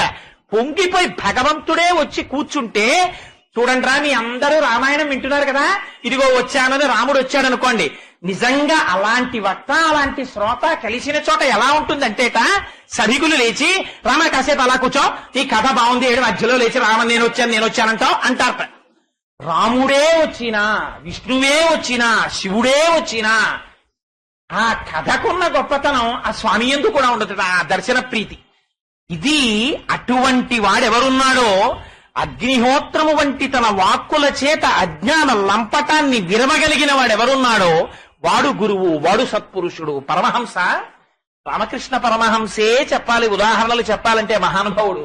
ఆయన ఒక మాట చెప్తుండేవారు, నీ స్వస్వరూపాన్ని చూపిస్తాడు స్వస్వరూపాన్ని చూపిస్తాడంటారు కదా, ఎలా చూపిస్తాడు స్వస్వరూపాన్ని గురువు? నిజంగా పరమహంస వారి పాదములకు ఎన్ని మాటలు శిరస్సు పాటించి నమస్కరించినా రుణం తీరదు. ఎంత గొప్ప గొప్ప విషయాల్ని చిన్న కథల్లో చెప్పారండి మహానుభావుడు. ఒకనాడు ఒక పెద్ద పులి నిండు గర్భిణి అయి ఒక గొర్రెల మంద వెనకాతల ఒక గొర్రె పిల్లని పట్టుకోవడం కోసమని పరిగెత్తుకుంటూ వెళ్లి ఏటిని దాటబోతూ దూకబోయింది. దూకి గొర్రెని పట్టుకోపోయింది. కానీ ఏటిలో ఉన్నటువంటి ఒక బండరాతికి దాని కడుపు కొట్టుకోవడం చేత గర్భస్రావమై ఆ పులిపిల్ల బయటపడింది. పులి మరణించింది. కానీ ఈ పులిపిల్ల గొర్రెల మందలో కలిసిపోయింది. కలిసిపోయి ఆ గొర్రెల మందతో పాటు తిరుగుతోంది. గొర్రెలు గడ్డి తింటున్నాయి, పులిపిల్ల కూడా గడ్డి తింటోంది. గొర్రెలన్నీ అరుస్తున్నాయి, పులిపిల్ల కూడా అరుస్తోంది. గొర్రెలన్నీ భయపడుతున్నాయి, పులిపిల్ల కూడా భయపడుతోంది. ఒకనాడు ఒక పెద్ద పులి ఈ గొర్రెల మంద మీదకి వేటకొచ్చింది. వేటకొచ్చి పరిగెత్తుకొస్తుంటే గొర్రెలన్నీ అరుస్తూ పరిగెడుతున్నాయి. ఈ పులి కూడా పరిగెడుతోంది. పెద్దదైంది అయినా పరిగెడుతోంది. ఎందుకని? గొర్రెలతో తిరిగింది, గొర్రెతనమే వచ్చింది, పరిగెడుతోంది. ఈసారి పులి ఆశ్చర్యపోయింది, ఇదేమిటి నేను తిరిగితే గొర్రెలు పరిగెత్తాలి, పులి పరిగెడుతోంది ఏమిటనుకుంది. అనుకుని గొర్రెల్ని వదిలి పులి దగ్గరికి వచ్చి పులిని పట్టుకుంది. నువ్వు ఎందుకు పరిగెడుతున్నావు అని అడిగింది. ఇది నేను గొర్రెని కదా అంది పులి. నువ్వు గొర్రెవేమిటి, నువ్వు పులిని అంది పులి. నేను పులిని కాదు మహాప్రభు, నువ్వు నన్ను తినేస్తావు, నన్ను చంపేస్తావని గొర్రె ఎలా ఏడుస్తుందో అలా ఏడుస్తోంది. అయ్యో ఏడుస్తాయేమిటి, ఏడిచేది గొర్రె, తినబడేది గొర్రె, పిరికితనం గొర్రె, ధైర్యానికి నువ్వు, తినేది నువ్వు, ఆనందం నువ్వు, ధైర్యం నువ్వు, స్థైర్యం నువ్వు, పులివి నువ్వు, నువ్వు గొర్రెవి కావు. నేను బాబాయ్ గొర్రెనే అంటోంది. రా నీకు చూపిస్తా, నాకు నీకు తేడా ఉంది. నన్ను చూసావు కదా, నిన్ను చూసుకో నీళ్లలో. ఓ చెరువు దగ్గరికి వెళ్ళి చూపించింది. చూసుకుంది. హా నేను నీలా ఉన్నానే అంది. ఇప్పుడు తినిదిగో మాంసం ముక్క పెట్టింది నోట్లో. అమ్మో గడ్డి తప్ప నాకేం అలవాట్లేదు బాబోయ్ అంది. తినో, ఇది నీ జాతి లక్షణం. అబ్బో చాలా బాగుందండి. కాస్త నెత్తురు నోట్లో పోసింది. నాకెలా ఉంది? చాలా బాగుందండి. ఇంకా ఇప్పుడు పులి గొర్రె, పులి పులి అయిపోయింది. గొర్రె పులైందా? పులిని పులి పులిగా తెలుసుకుందా? పులి తనని పులిగా తెలుసుకుంది. పులి గొర్రెగా భ్రాంతి పడింది. నువ్వు ఆత్మస్వరూపుడివి, నువ్వు జీవుడవని భ్రాంతి పడుతున్నావు. తత్వమసి అది నువ్వై ఉన్నావు. కానీ నీ భ్రాంతి చేత, నీ అవిద్య చేత, నీ అజ్ఞానము చేత, నీ పిరికితనం చేత నువ్వు నిన్ను జీవుడిగా చూసుకుంటున్నావు. ఒక్కసారి గురువాక్యం వచ్చి అగ్నిహోత్రం తగిలినట్టు తగిలిందా అజ్ఞానము పటాపంచలై విచ్చిపోతుంది. అందుకే పెద్దలు ఎవరైనా ఏదడిగారో తెలుసా అండి? స్వామి మాకేం అక్కర్లేదు, మాకేం కావాలో తెలుసా? మనుష్య ఉపాధిలోకి వచ్చాం గనక మాకు సర్వకాలములయందు బ్రహ్మమునందు చెరించి బ్రహ్మమునందు భక్తి కలిగినటువంటి మహాపురుషులైనటువంటి వారితో సాంగత్యమును మాకిప్పించు. జీవితంలో దేన్నైనా విడిచిపెట్టేసుకోవచ్చు, పర్వాలేదు, పోతే వచ్చిన నష్టం ఏమీ లేదు. కానీ దొరకక ఒక భగవద్భక్తుడితోటి స్నేహం కాని దొరికిందా, ఏదైనా వదిలి దాన్ని మాత్రం వదలకు. వాడు నిన్ను ఉద్ధరించగలిగినటువంటి వాడు భగవద్ అనుగ్రహంగా నీకు దొరికాడు. ఆ స్నేహాన్ని మాత్రం కాపాడుకో. ఈ మాట నేను చెప్పట్లేదు, ఎవరు అడిగారో తెలుసా అండి? భాగవతంలో దశమస్కందంలో మాలాకారుడని ఉన్నాడు మహానుభావుడు. ఆ మాలాకారుడింటికి, సుధాముడింటికి భగవానుడు కృష్ణుడు బలరాముడితో కలిసి తనంత తానుగా వెళ్ళాడు.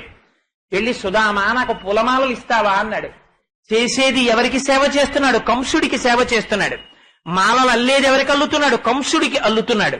ఉన్నది ఎవరి రాజ్యంలో ఉన్నాడు? కంసుడి రాజ్యంలో ఉన్నాడు. కానీ లోపలెవరిని ఆరాధిస్తున్నాడు? భగవానుణ్ణి ఆరాధిస్తున్నాడు. నువ్వు మనస్సుకి కట్టుబడి ఉండొచ్చు, సంసారమునందు ఉండొచ్చు, కానీ భగవంతుడికి నువ్వు నిజాయితీతో విధేయుడవై ఉండిన నాడు నీకు భయం ఎక్కడుంది? కృష్ణుడు వచ్చి కూర్చున్నాడు, నాకు తెలుసు నువ్వు పరాత్పరుడవు అన్నాడు. అని ఆయన మెడలో పుష్పహారములు వేసి ఆయన పాదముల మీద పుష్పములుంచి పొంగిపోయాడు. కృష్ణుడు అన్నాడు, సుధామా నీకేం కావాలో కోరుకో అన్నాడు. ఈ పద్యం పెద్దలైన వారు కూడా పూజలో కూడా విజ్ఞాపన చేసుకుంటారు. ఏమడిగాడో తెలుసా అండి మాలాకారుడు ఆ రోజున? నాకు వంశమి, నాకు పిల్లల్ని, నాకు ఐశ్వర్యమి, నాకు 12 బంగళాలి, నాకు పెద్ద ఉద్యోగమి ఇవడగలేదు. నాకు కావలసింది ఏమిటో తెలుసా తండ్రి? నీ పాద కమల సేవయు, నీ పాదార్చకులతోడి నియ్యం, నితాంతాపార భూతదయయు, తాపసమందార నాకు దయసేయగదే అని అడిగాడు. నేను బ్రతికున్న నాళ్ళు, ఈ ఉపాధిలో ఊపిరున్న నాళ్ళు ఈ శరీరము దేనికి ఉపయోగపడాలి? నీ పాద కమల సేవయు, నీ పాదములకు పొంగిపోతూ పొంగిపోతూ పొంగిపోతూ అది చేసేది రిచువలిస్టిక్ పూజ అంటారు. ఎప్పుడైపోతుందిరా పూజ? పోయి 7:30 అయిపోయింది, ఇవాళ శనివారం, సుప్రభాతం చెయ్యాలి, ఇదో అలవాటు పెట్టుకున్నాను, దిక్కుమాలిన అలవాటు, విష్ణు సహస్రం ఒకటి చెయ్యాలి, ఇంకా అరగంట పట్టేస్తుంది, అవతల ఆఫీస్కి వెళ్ళాలని చెప్పి అక్కడ కూర్చుని ఇంకా ఆ విష్ణు సహస్రం ఏమిటో శ్రీ మహావిష్ణువే విన్నా ఆయనకు అర్థమవుతుందో నాకు అనుమానం. విశ్వం అన్న మాట ఒకటే మనకు అర్థమవుతుంది. విశ్వం విష్ణు పుష్కారభూత భవ్యభద్రం. మళ్లీ వాడు ఊపిరి తీసేటప్పటికి 2 నిమిషాల్లో మనం ఆలిగరి సాంగీ శంకీ చక్రీ శ్రీమానారాయణ విష్ణువాసు భ్రష్టం. అమ్మయ్య వీడు వెళ్ళిపోయాడు అంతే చాలని భగవానుడు కూడా బెంగబెట్టేసుకునేటట్టు ఏడ్చాడా? ఆయనకేం లోటా నువ్వు చదవకపోతే? నువ్వు అందుకే పెద్దలు అన్నారు, నీకంత టైం లేకపోతే అలా నువ్వు కంగారు పడిపోయి అయ్యో సహస్రం చదివేశానని అలా దిక్కుమాలిన చదివేయక్కర్లేదు. నీకు అంత టైం లేకపోతే పెద్దలకి తెలుసు మన సంగతులు వాళ్ళకి. అందుకని మనకి ఎలా క్లాసుల్లో అన్ని క్వశ్చన్లు చదువుకోలేని వాడికి కొన్ని పాఠాలు చదువుకోవడం, అన్ని పాఠాలు చదవలేని వాడికి కొన్ని క్వశ్చన్లు చదువుకోవడం, అన్ని క్వశ్చన్లు చదవలేని వాడికి గెస్ క్వశ్చన్లు చదువుకోవడం, అవి చదువుకోలేని వాడికి బిట్ పేపర్లో ఆన్సర్ చేసుకోవడం, అది లేని వాడికి ఇన్విజిలేటరే చెప్పుకోవడం, ఇంకా చేత కాకపోతే ప్రభుత్వం మోడరేషన్ ఇచ్చుకోవడం, ఇంకా కాకపోతే ఇన్స్టెంట్ పెట్టుకోవడం, ప్రభుత్వ గిఫ్ట్ గా అందరినీ పాస్ చేసేయడం. ఇలా వచ్చినట్టే భగవానుడు కూడా పాపం ఎన్ని బైపాసులు ఇచ్చాడో. శ్రీరామ రామ రామే తిరమే రామే మనోరమే సహస్రనామ తత్తుల్యం రామనామ వరాననే. పోన్లేరా బాబు అలా వనమాలిగిరి సంగీ శంకీ చక్రీ చనందకి మాత్రం చదవకు. శ్రీరామ శ్రీరామ శ్రీరామ అని భక్తితో అనరా. నువ్వు ఏది చేసినా భక్తితో చెయ్యి. నీ పాద కమల సేవయు అంటే పట్టుకెళ్లి గవోవా 2 పువ్వులు ఆయన పాదాల మీద ఇలా విసిరి పారేయమనే. శంకరాచార్యులు వారు సౌందర్యలహరిలో వర్ణిస్తారు నిజంగా సేవ చేయడం అంటే ఏమిటో, పూజ చేయడం అంటే ఏమిటో. ఎక్కడ శంకరులండి, జగద్గురువులు, సాక్షాత్తు శంకరుడు. ఆయన అంటారు, కదా కాలే మాత కదయ కలిత లక్తకరసం పిబేయం విద్యార్థి తవ చరణ నిర్నేజన జలం ప్రకృత్యా మూకానామపి చ కవిత కరణతయా అని. అమ్మా పిబేయం విద్యార్థి, నేను ఎప్పుడు తాగుతానమ్మా నీళ్లు?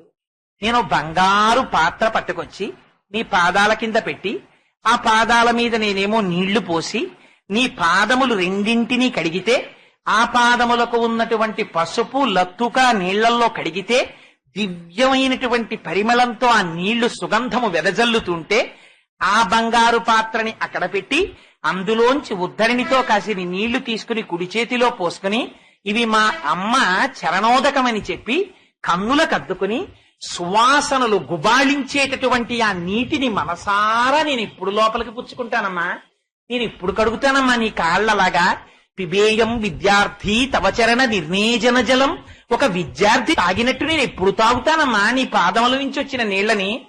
అమ్మా ప్రకృత్యా మూకానామపి చ కవిత కరణతయ, ఆ నీళ్లు తాగితే మూగివాడైనటువంటి వాడికి కూడా అమ్మ మాటలు వచ్చేస్తాయి కదమ్మా.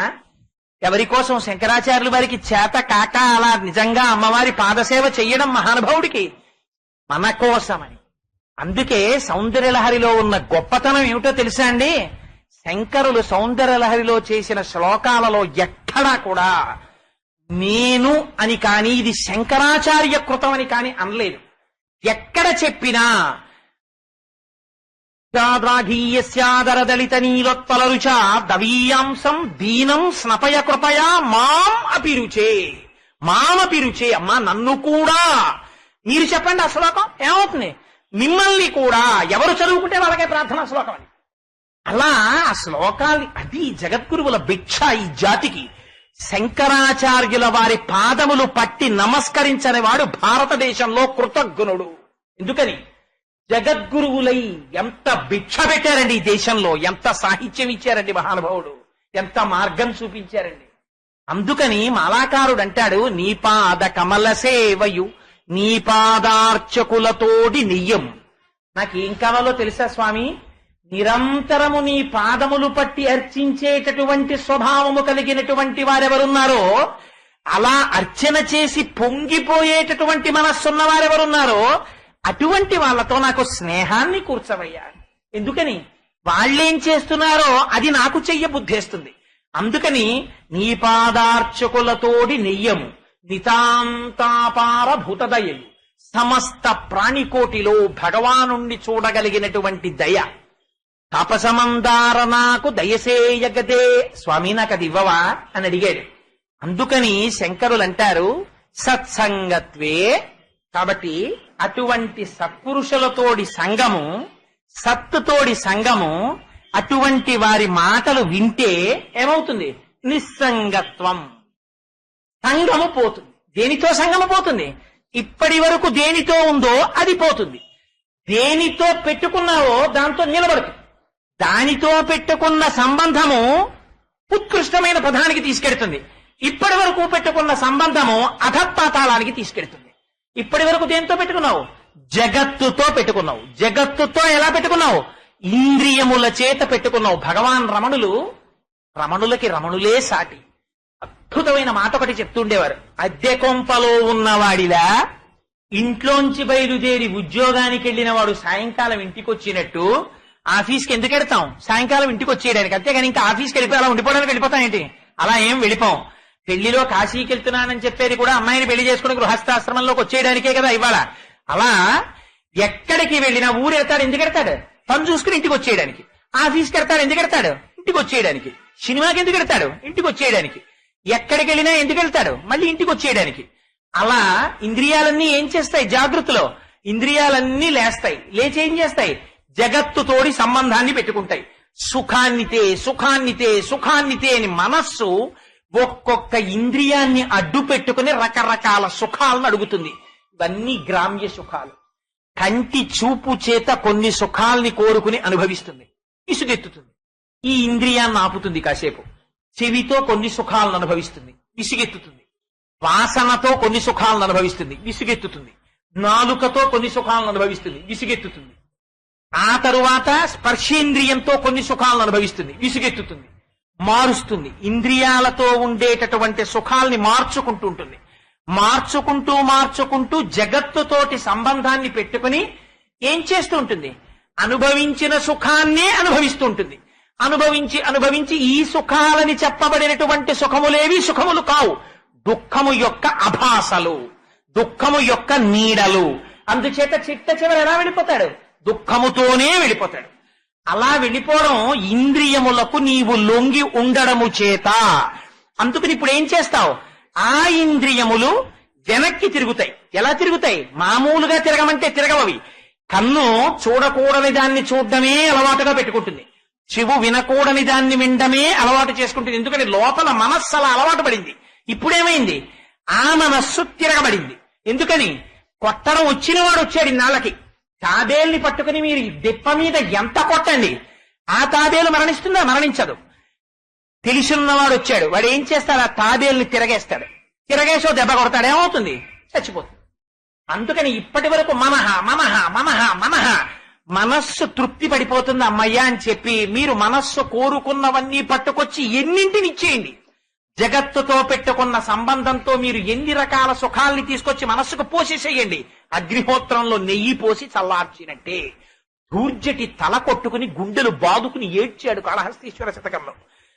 రోషీరో యదు కామిని జనుల తారుణ్యోరు సౌఖ్యంబులన్ బాసీబాయదు పుత్రమిత్రధన సంపద్భ్రాంతి వాంఛాలతల్ కోశీ కోయదు నామనంబకట నీకున్ ప్రీతిగా సత్క్రియల్ చేసి చేయదు దీని త్రుళ్ళనచవే శ్రీకాళహస్తీశ్వర అంటాడు.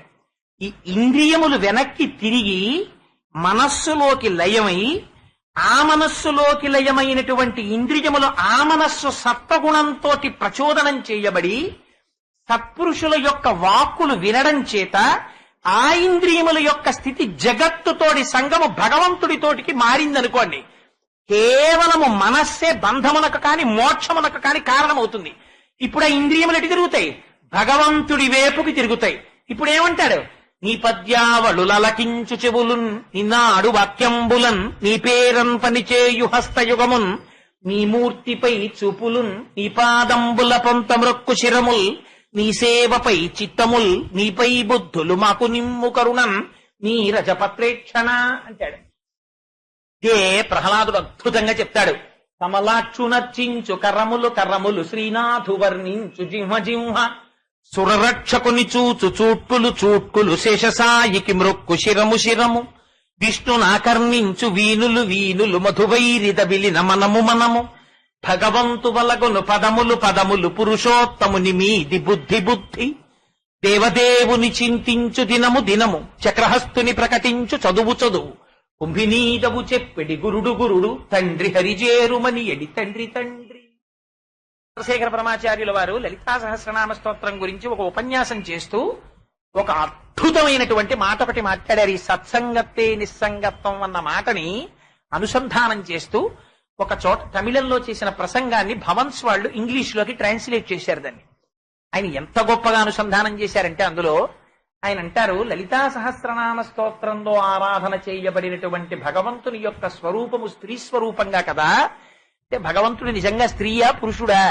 స్త్రీ పురుష నపుంసక మూర్తియును కాక తిరియక అమర నరాది మూర్తియును కాక కర్మ గుణభేద సరసత్రకాశి కాక వెనుక నన్నియుతానగు విభుతలంతు.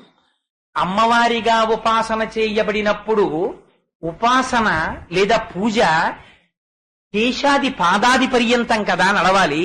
తల దగ్గర నుంచి పాదముల వరకు వర్ణన చెయ్యాలి. కానీ వ్యాస భగవానుడు అలా చెయ్యలేదు. లలితాదేవి యొక్క ఆవిర్భావాన్ని వర్ణించేటప్పుడు ఏమని వర్ణించారు? మీరందరూ చాలా మంది లలితా సహస్రం చదువుతారు కదా. శ్రీమాత, శ్రీ మహారాజ్ఞి, శ్రీమత్ సింహాసనేశ్వరి, చిదగ్నికుండ సంభూత, దేవకార్య సముద్యత, ఉద్యద్భాను సహస్రాభ, చతుర్బాహు సమన్విత, ఉద్యద్భాను సహస్రాభ వరకు చెప్పి మొట్టమొదట దేని దర్శనం చేయించారు?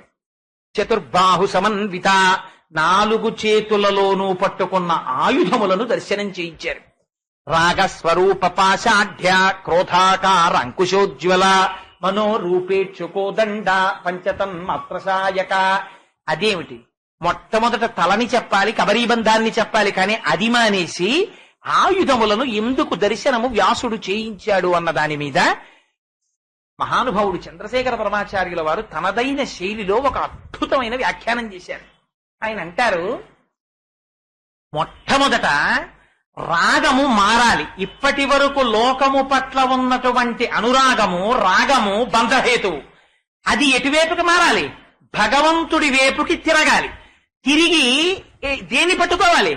తమకంబొప్ప పరాంగనాజనుల పరద్రవ్యంబులం రుచిలింగ మహోద్యోగము చేయునే మనము దానింపట్టి వైరాగ్య పాశంబులం చుట్టి బిగించి నీ చరణస్తంభంబులం కట్టివైచి ముదంబెన్నడు కల్గజేయ కదవో శ్రీకాళహస్తీశ్వర. సదా మొహాటవ్యాం చరతి యువతీనాం కుచగిరౌనట త్యాశాఖా స్వటతి జడితి స్వైరమహిత కపాలిన్ భిక్షో మే హృదయకపి మత్యంత చపలం ధృడా భక్త్యా బధ్యావా శివభవదధీనం కురు విభో అంటారు శంకరులు. ఆయన పాదముల వైపుకి తిరగాలి. అదొక్కటి తిరిగిందా, తిరిగితే నీకు వెంటనే ఏమిటి కనబడతాయి? రాగస్వరూప పాశాఢ్య. ఇదటి తిరిగితే క్రోధాకార అంకుశోజ్వల మనోరూపేక్షుకోదండ. A desire against desire, a hatred against hatred, anger against anger అని ట్రాన్స్లేట్ చేశారు ఆయన తమిళ ప్రసంగాన్ని. కోపము మీది కోపము, ద్వేషము మీద ద్వేషము, కోరిక పట్ల విముఖత కలిగిన కోరికగా మార్చుతుందట అమ్మవారు. ఇప్పుడు ఏమైంది? ఛీ, రెండుగా చూసి ద్వేషించాను. రామకృష్ణ పరమహంసకి పరమహంసే సాటి. నాకు ఇవాళ ఎందుకో ఎక్కువ రామకృష్ణ పరమహంస జ్ఞాపకానికి వస్తున్నారు. సభలో ఎక్కడన్నా తిమ్మాజీరావు గారు ఉంటే పొంగిపోతారు. ఎందుకంటే రామకృష్ణ మిషన్ కి మహానుభావుడు అంత సేవ చేస్తున్నారు కదా. రామకృష్ణ పరమహంస అంటుంటారు, నీటి ప్రవాహంలోకి తీసుకొచ్చి ఒక కర్రను అడ్డు పెట్టారనుకోండి, కర్ర నీటిని రెండుగా చూపిస్తుంది. అంటే నీరు రెండయిందా? కర్ర ఎత్తేయండి, నీరెప్పుడూ ఒకటి. ఒకటిగా ఉన్న నీటిని రెండుగా చూపించిన అడ్డుపడిన కర్రలా నీలో ఉన్న అజ్ఞానమే ఒకటైన భగవానుండి రెండుగా చూపిస్తోంది. లోకమని నువ్వని ఆ అహంకారం అనే కర్ర పైకెత్తి అంతా ఉన్నది ఒకటే పదార్థము, సత్పదార్థం ఒక్కటే ఉంది. మళ్ళీ తత్వమశీలోకి వచ్చేస్తావు. ఆ అహంకారం తీయడం నేర్చుకో. ఇలా అన్నావా కప్ప పడిపోతుంది తాళం, ఇలా అన్నావా తాళం తెరుచుకుంటుంది. ఇది రావాలి, ఇది వచ్చిందా తలుపు తెరుచుకుంటుంది. ఇది రాలేదా ఎంత ఇటు తిప్పు తలుపు వేసుకునే ఉంటుంది. ఆ తిప్పడంలో ఉంది. ఆ తిప్పనంత కాలం గడి అడ్డుపడుతుంది. భిజ్యతే హృదయ గ్రంథి చింద్యంతే సర్వసంశయా క్షీయంతే చాస్యకర్మాణి తస్మిన్ దృష్టే పరావరే అంటుంది ఉపనిషత్తు. సరే, అందుచేత చంద్రశేఖరులు అంటారు, ఒకసారి కోపము మీద కోపము. ఏమిటి కోపం? ఎక్కడి నుంచి వస్తోంది? నన్ను ఎందుకు పశువుగా మారుస్తోంది? ఎవరి కోపం అని కోపం మీద కోపగించుకున్నాడా ఉత్తమమైన స్థితికి వెళ్ళిపోతున్నాడు. ద్వేషము పట్ల ద్వేషము రెండుగా నాకు ఎందుకు కనపడుతోంది? లోకం ఉన్నది ఒకటే పదార్థం, అంతటా నీది, నేను తప్ప వేరొకటి లేదు. నిండి నిబిడీకృతం అయిపోయిన రమణుల దగ్గరికి వెళ్ళి ఎవరైనా భగవాన్ మీకు ప్రదక్షిణం చేస్తామంటే రమణులు అనేవారు, ఇప్పుడు మీరు నాకు ప్రదక్షిణం చేస్తారా, అది ఎలా కుదురుతుందనేవారు. అంటే వినేవాడికి ఏమిటి అలా అంటారేమిటి అనిపించేది. రెండు ఉంటే కదా ఆ ప్రదక్షిణానికి. చంద్రశేఖర పరమాచార్యులు వారు తిరువణ్ణామలలో అరుణాచలంలో రమణ మహర్షి ఆశ్రమం ముందు నుంచి ప్రదక్షిణం చేసుకుంటూ వెళ్ళిపోతున్నారు. ఓసారి అక్కడ ఇలా లోపలికి చూశారు ఆయన. ఎందుకని ఆయనకి ఆశ్రమ నియమాలు ఉంటాయి. పీఠాధిపతి కనుక లోపలికి వెళ్ళకూడదు ఆహ్వానం లేకపోతే. రమణులకు రెండు లేవు కాబట్టి లోపలే కూర్చున్నారు. గిరి ప్రదక్షిణం చేసి చంద్రశేఖర్లు వెళ్ళిపోయారు. పరిగెత్తుకుంటూ భక్తులందరూ నాబోటి అమాయకులు వెర్రివాళ్ళు ఏదో ఒకటి అడగవలసిన వాళ్ళు ఉంటారు కదా, వాళ్ళు పరిగెత్తుకుంటూ రమణుల దగ్గరికి వెళ్ళారు. భగవాన్ చంద్రశేఖరుల్ని చూడడానికి మీరు బయటికి రాలేదేం, చంద్రశేఖరులు ప్రదక్షిణం చేస్తూ వెళ్ళారన్నారు. చంద్రశేఖరులు ఒకటి రమణులు ఒకటి అని రెండున్నాయా అన్నారు రమణులు. అది జ్ఞాని యొక్క స్థితి. వాళ్ళకి ఎప్పుడు ఒకటి కనబడుతుంది. మన అదృష్టం ఎప్పుడు రెండు, అంతకన్నా ఎక్కువ మనకు కనబడతాయి. అందుచేత పరమాచార్యులు వారు అంటారు, ఎప్పుడైతే ఒకసారి కోపము పట్ల కోపము, ద్వేషము మీద ద్వేషము కలిగాయో అప్పుడు ఏమవుతుంది? కోడింగ్ అంటారు. అంకుశం పట్టుకుని నిరంతరం చూసుకుంటుంటాడు. ఇది అమ్మవారి చేతిలో అంకుశం. ఎప్పుడు తన భక్తుడి యొక్క ప్రవర్తన కోపము, క్రోధము, లోభము, మదము, మోహము, మాత్సర్యముకు లొంగకుండా అంకుశంతో చూస్తుంటుంది ఆవిడ. చూస్తుంటే ఏమవుతుంది? భవానిత్వం. వాడు మళ్ళీ అమ్మవారి కిందే మారిపోతాడు. అలా అందుకని ఏం చెయ్యాలి? దీనికోసమని నీ ఇంద్రియములను అమ్మవారి దగ్గర పెట్టేయాలన్నారు పరమాచార్యుల వారు. అదే పంచతన్మాత్ర శాయక. సరే, ఇప్పుడు నేనది లోతుగా వ్యాఖ్యానంలోకి వెళితే భజగోవిందం ఆపి మళ్ళీ నేను అందులోకి వెళ్ళిపోతే ఆఖరి రోజు ప్రసంగం కూడా మళ్ళీ దీన్ని నేను ఎక్కడ సశేషం చేస్తాను. అందుకని సరే అలా మార్చినట్లు. అందుకని ఏమైంది? సత్సంగత్వే నిస్సంగత్వం. ఇప్పుడు ఏమైంది? జగత్తుతోడి సంగము పోయింది. పోయి దేనితో సంఘం ఉంది? లోపల ఎప్పుడూ ఉండే పదార్థము తోడి సంఘం ఏర్పడింది. ఎప్పుడైతే దానితో సంఘం వచ్చిందో నిస్సంగత్వే నిర్మోహత్వం. ఇప్పటి వరకు ఏదుంది? అజ్ఞానం ఉంది. ఇది వ్యాఖ్యానంలో కూడా ఒక అందమైన మాట అన్నారు. నిస్సంగత్వ స్థితి ఏర్పడేటటువంటి ముందు అపారమైన భక్తి భావన చేత భగవత్ ప్రసాదముగా జగత్తులో వేదము అంగీకరించిన పదార్థములను భగవత్ ప్రసాదముగా తాను స్వీకరించగలిగినటువంటి క్రమశిక్షణతో కూడిన ప్రవర్తనా స్థితిని దాటి జగత్తు పట్ల వైముఖ్యం ఏర్పడి. ఎందుకని? విషం ఉంది, మనం పుచ్చుకున్నాం అనుకోండి చచ్చిపోతాం. విషం వైద్యుడు తీసుకున్నాడు అనుకోండి, తీసుకుని దాన్ని శుద్ధి చేసి మనకి ఇచ్చాడు అనుకోండి తగిన అనుపానంలో, మందు అయిపోతుంది, రోగాన్ని తగ్గించేస్తుంది. పూతన ఏం చేసింది? కృష్ణ పరమాత్మకి విషం ఇచ్చింది చంపుదామని. తాగిన వాడు ఎవరికి ఇచ్చింది? తెలిసిచ్చిందో తెలియకిచ్చిందో ఎవరికిచ్చింది? పరమేశ్వరుడికి ఇచ్చింది. ఆయన ఏం చేశాడు? విషధర రిపు గమనునికి విషగలసకు నినికి మిమ్మల్ని విషసయనునికి విషభవ భవ జనకునికి విషకుచను విషము కొనుట విషమే తలపన్ అన్నారు పోతన గారు. ఒక పెద్ద లెక్క తాగేశాడు ఆయన. ఆయన తాగడం కూడా ఎంత హేళ! మేల్కొన్న తెరగొన్న మెల్లన కనువిచ్చి క్రీగంట చూచుచు గిదిసి నీల్గి ఆవులించుచు చేతులాకసం బున జాచి ఒదిగిలి యాకొన్న యోజనూది బిగుచన్ను కవకేళ కబళించి పీడించి గుక్క గుక్కకు గుటకు గుటకు మనుచు ఒక రెండు గుక్కలను విధ ప్రాణముల సైతము మేనిలో సత్వమెల్ల త్రావ నదియును గుండెలు తల్లడిల్ల ఇతర బాలుర క్రియవాడ వివు కాదు చన్ను విడువుము విడువుము చాలుననుచు. అది పడిపోయి చచ్చిపోయినటువంటి శరీరాన్ని నందాదులందరూ వచ్చి రంపాలతో కోసి గొడ్డళ్లతో నరికి తీసుకెళ్లి కట్టెల మీద పెట్టి అగ్నిహోత్రంలో సంస్కారం చేసి ముక్కులకి గుడ్డలు అడ్డు పెట్టుకుని పరిగెత్తారు, ఎంత దుర్వాసన వస్తుందో అని.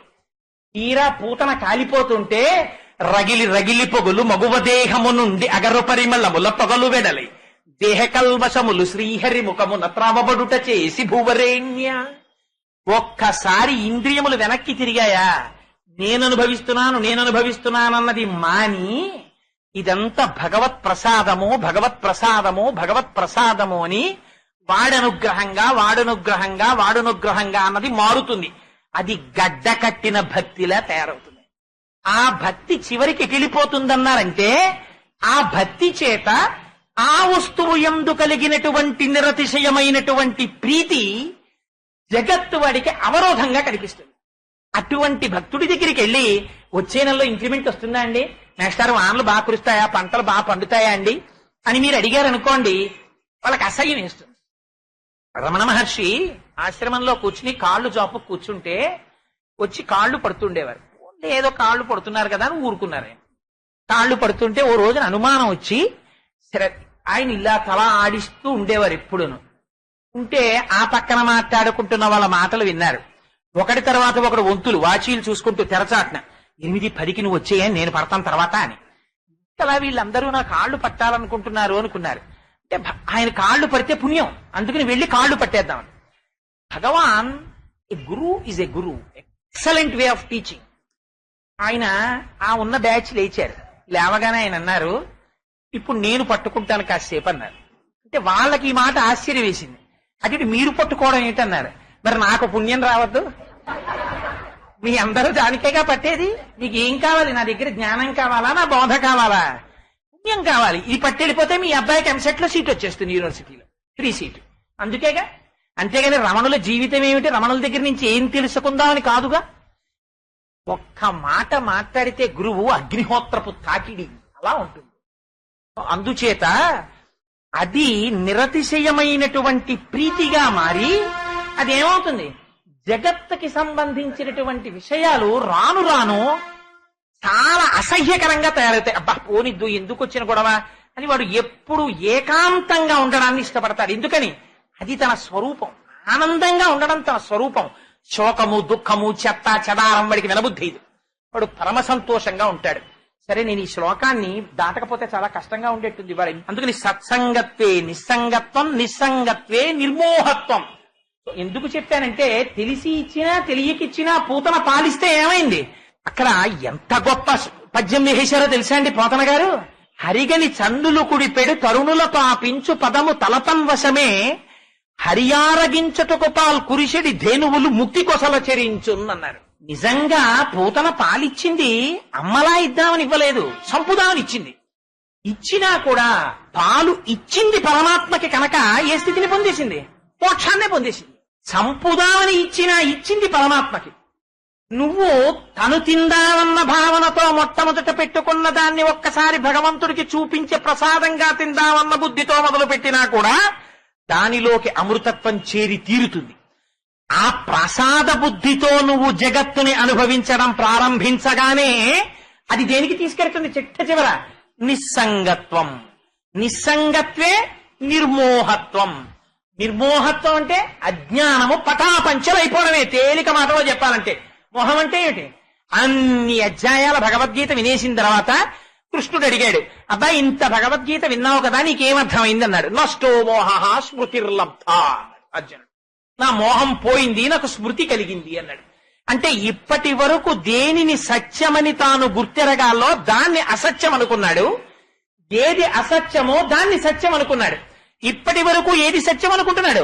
ఇది సత్యం అనుకుంటున్నాడు, ఇది ఉందనుకుంటున్నాడు, ఇది ఉండిపోతుందనుకుంటున్నాడు.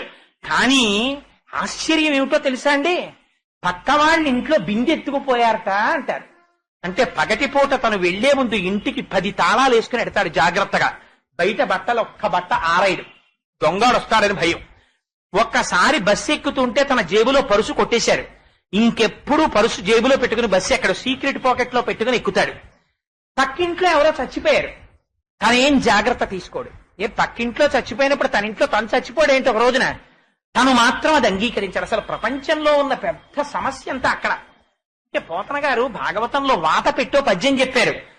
మచ్చిక వీరికెల్ల బహుమాత్రము చోద్యము జీవి పుట్టుచున్ చచ్చుచునుండ చూచెదరు, తా చావకమానెడు వారి భంగి చచ్చిన వానికెచ్చెదరు, ఇదెక్కడి చోద్యము, ఎచ్చట నుండి వచ్చిన చటికి ఏగుట నైజము ప్రాణి కోటికి, ఇదెక్కడి గొడవ? వీళ్ళు ఇదేమిటి చచ్చిపోయిన వాడిని పట్టుకుని వీడు ఏడుస్తాడు, వీడు ఉండిపోయేవాడా? పోనీ అయ్యో వాడు వెళ్ళిపోయాడు, వీడు ఉండిపోతాడనడానికి వీడు వెళ్ళిపోయేవాడే. ఎక్కడి నుంచో వచ్చాడు, వచ్చినవాడు వెళ్ళిపోవాలి. వాడు అంత అజ్ఞానంలో మనం కొట్టుమిట్టాడిపోతామంటే దుండిపోవాలి. ఎవరు అడిగినా పురాణాల్లో అదే అడుగుతారు. ఇంత తపస్సు చేస్తాడు, పంచాగ్నిహోత్రాల మధ్యలో కూర్చుంటాడు, తలకిందులుగా పడుకుంటాడు, ఇంత అల్లరి చేసేస్తాడు. చతుర్ముఖ బ్రహ్మగారు వస్తారు, ఏం కావాలి రానీకంటారు. గాలిన్ కుంభిని అగ్ని అంబువల ఆకాశస్థలిన్ దిక్కులన్ రేలన్ గ్రస్సములన్ తమ ప్రబల భూరిగ్రాహ వ్యాలాదిత్య నరాది జంతు కలహ వ్యాప్తిన్ మృత్యువులేని జీవనములోకాధీశ ఇప్పించవే అంటాడు. అయ్యో స్వామి ఇది పడిపోకుండా చూడంటాడు. జాతస్య హిద్రుహో మృత్యు ధ్రువం జన్మ మృతస్య చ, పుట్టినవాడు చచ్చిపోక తప్పదు, చచ్చిపోయినవాడు పుట్టగా తప్పదు. అందులో ఇంకోటడు అంటాడు. అంటే వీడక్కడి నుంచి ఓ విర్రి కోరిక మొదలెడతాడు. యక్షుల చేత, గంధర్వుల చేత, కిన్నెరుల చేత, కింపురుషుల చేత, రాక్షసుల చేత, మనుష్యుల చేత, ఖడ్గము చేత, అస్త్రము చేత, శస్త్రము చేత, నీటిలో బయట, అగ్నిలో, ఇంట బయట, రాత్రి పగలు ఎక్కడా కాకుండా అప్పుడే చచ్చిపోతానంటాడు. తథాస్తోన ఆయన వెళ్ళిపోతాడు. వీటన్నింటికి ఎగ్జామిషన్ ఎక్కడ వస్తుందో పాప ఆయన కూర్చుని ఆలోచిస్తాడు. అక్కడ అజాయమానో బహుధా విజాయితి, ఇంట్లో కాదు, బయట కాదు, గడప మీద, రాత్రి కాదు, పగలు కాదు, అసుర సంధ్య వేళ, అస్త్రం కాదు, శస్త్రం కాదు, గోళ్లతోటి, బయట కాదు, కింద కాదు, ఆకాశంలో కాదు, తొడల మీద పెట్టి గోళ్లతో చీల్చి అవతల పారేస్తాడు. ఎలా అయితే నేను చచ్చిపోలా? దిక్కుమాలిన తపస్సు ఇంతా చేసి అదేం కోరిక? స్వామి నీ పాదముల యందు భక్తిని కటాక్షించవయ్యా అని ఒక్క మాట అడిగుంటే, ఎవ్వడు సృజించు ప్రాణుల ఎవ్వడు రక్షించు త్రుంచు ఎవ్వడు అనంతుండెవ్వడు విభుడెవ్వడు వాడి విధమున మనసు వెనుచు హేవారతుడై అంటారు పోతన గారు. అలాంటి వాడి పాదముల యందు నా మనస్సు భ్రమరమై నిలబడిపోయే అదృష్టాన్ని కటాక్షించవయ్యా అంటే వాడు ఎంత చరితార్థత పొందుతాం. అలా అడగలేం. ఇది ఉండాలని కోరుకుంటాం.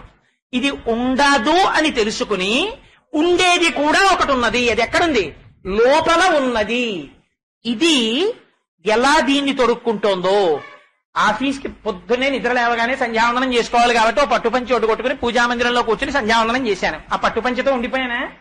ఆఫీస్ టైం అయింది, అది ఇప్పేశాను, ప్యాంటు చొక్కా వేసుకున్నాను, వేషము మార్చాను అని అక్కడి నుంచి బయలుదేరాను, స్కూటర్ వేసుకుని ఆఫీస్కి వెళ్ళాను. అక్కడ టైం అయిపోయింది, ఆఫీస్ టైం అయిపోయింది, బెంగట్టేసుకున్నానా, 5:30కి ఇంటికి వెళ్ళాను, మళ్ళీ ఆ బట్టలు ఇప్పేశాను, స్నానం చేశాను, ఏదో అనుష్ఠానం అన్నాను, కొంతసేపు అయిపోయింది. మళ్ళీ ఇంకో పంచోటి కట్టాను, ఉత్తరీయం ఓటేశాను, లాల్చీ ఓటేశాను, ఇక్కడికి వచ్చి ప్రసంగం అన్నాను, ఇక్కడ కూర్చున్నాను. ఇలా ఉండిపోతానా?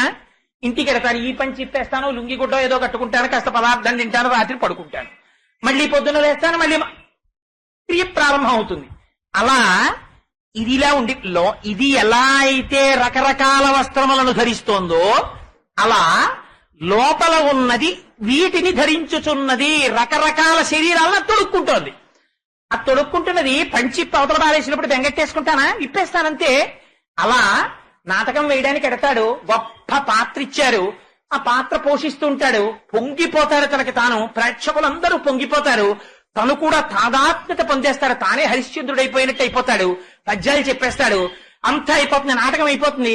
అయిపోయిన తర్వాత ఇంకా తాను హరిశ్చంద్రుడి కింద శ్మశానంలో ఉండిపోతాడా? ఇంటికి వెళ్ళిపోతాడు కోటేశ్వరరావుగా, అంతే. తను ధరించాడంతే. నాటకం అయిపోతే తను కోటేశ్వరరావు. ఆఫీస్కి వెళ్ళాడు ఎంప్లాయీ, మళ్ళీ ఇంటికి వచ్చేసాడు కోటేశ్వరరావు.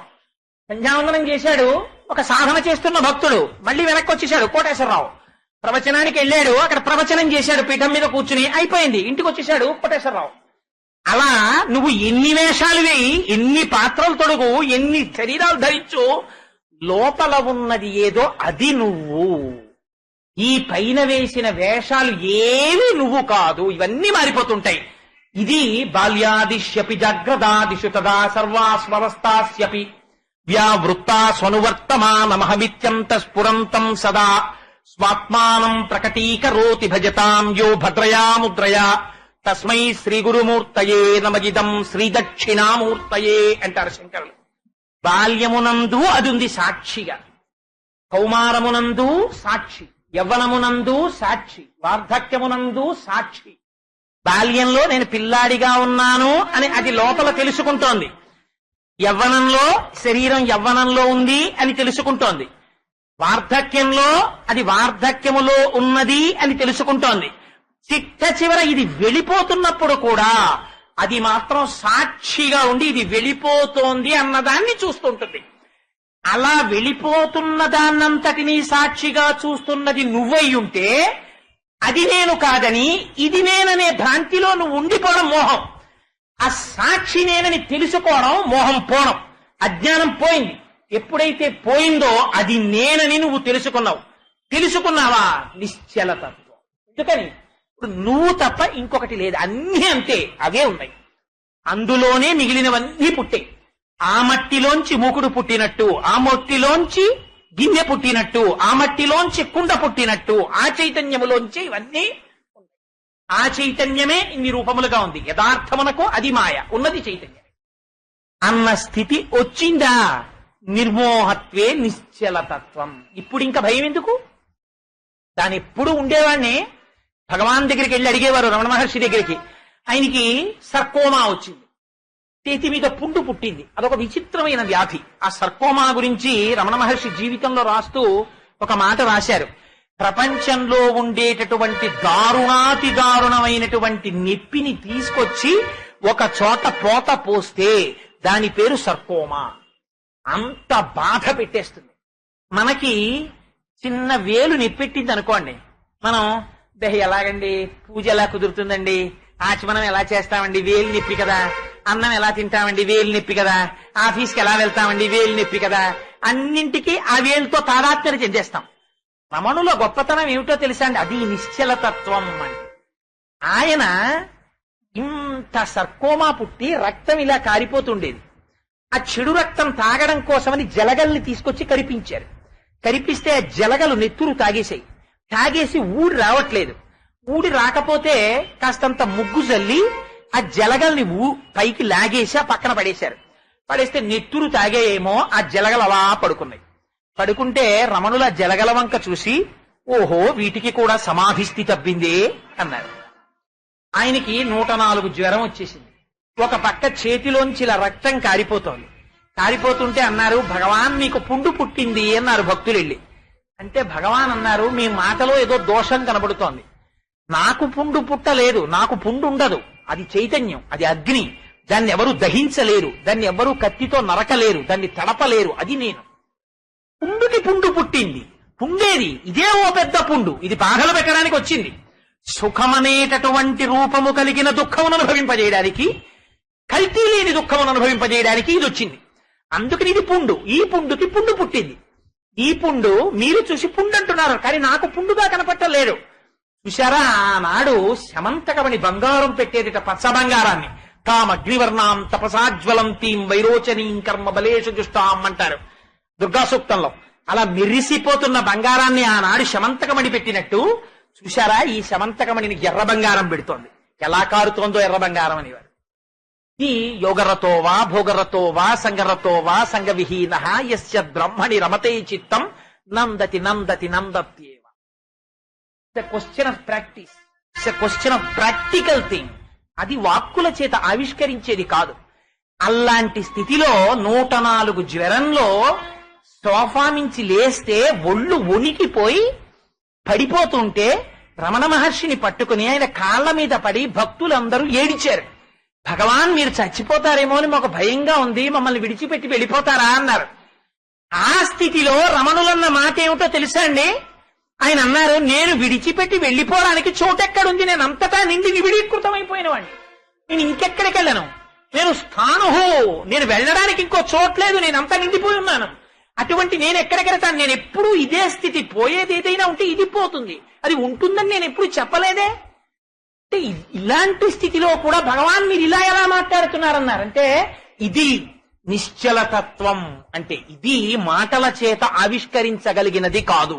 అందుచేత నేను ఒక ఉపమానాన్ని, ఒక మహాపురుషుడి జీవితాన్ని పట్టుకుని వేలాడుతున్నాను. చెరకు కర్రని తీసుకెళ్లి కత్తితో నరికినా, తీసుకెళ్లి మరలో పెట్టి తిప్పినా, దంతముల మధ్య పెట్టి నవిలినా తీయటి రసమే వస్తుంది తప్ప ఉప్పటి రసము కాని, బాధ కాని, రక్తము కాని రాదు.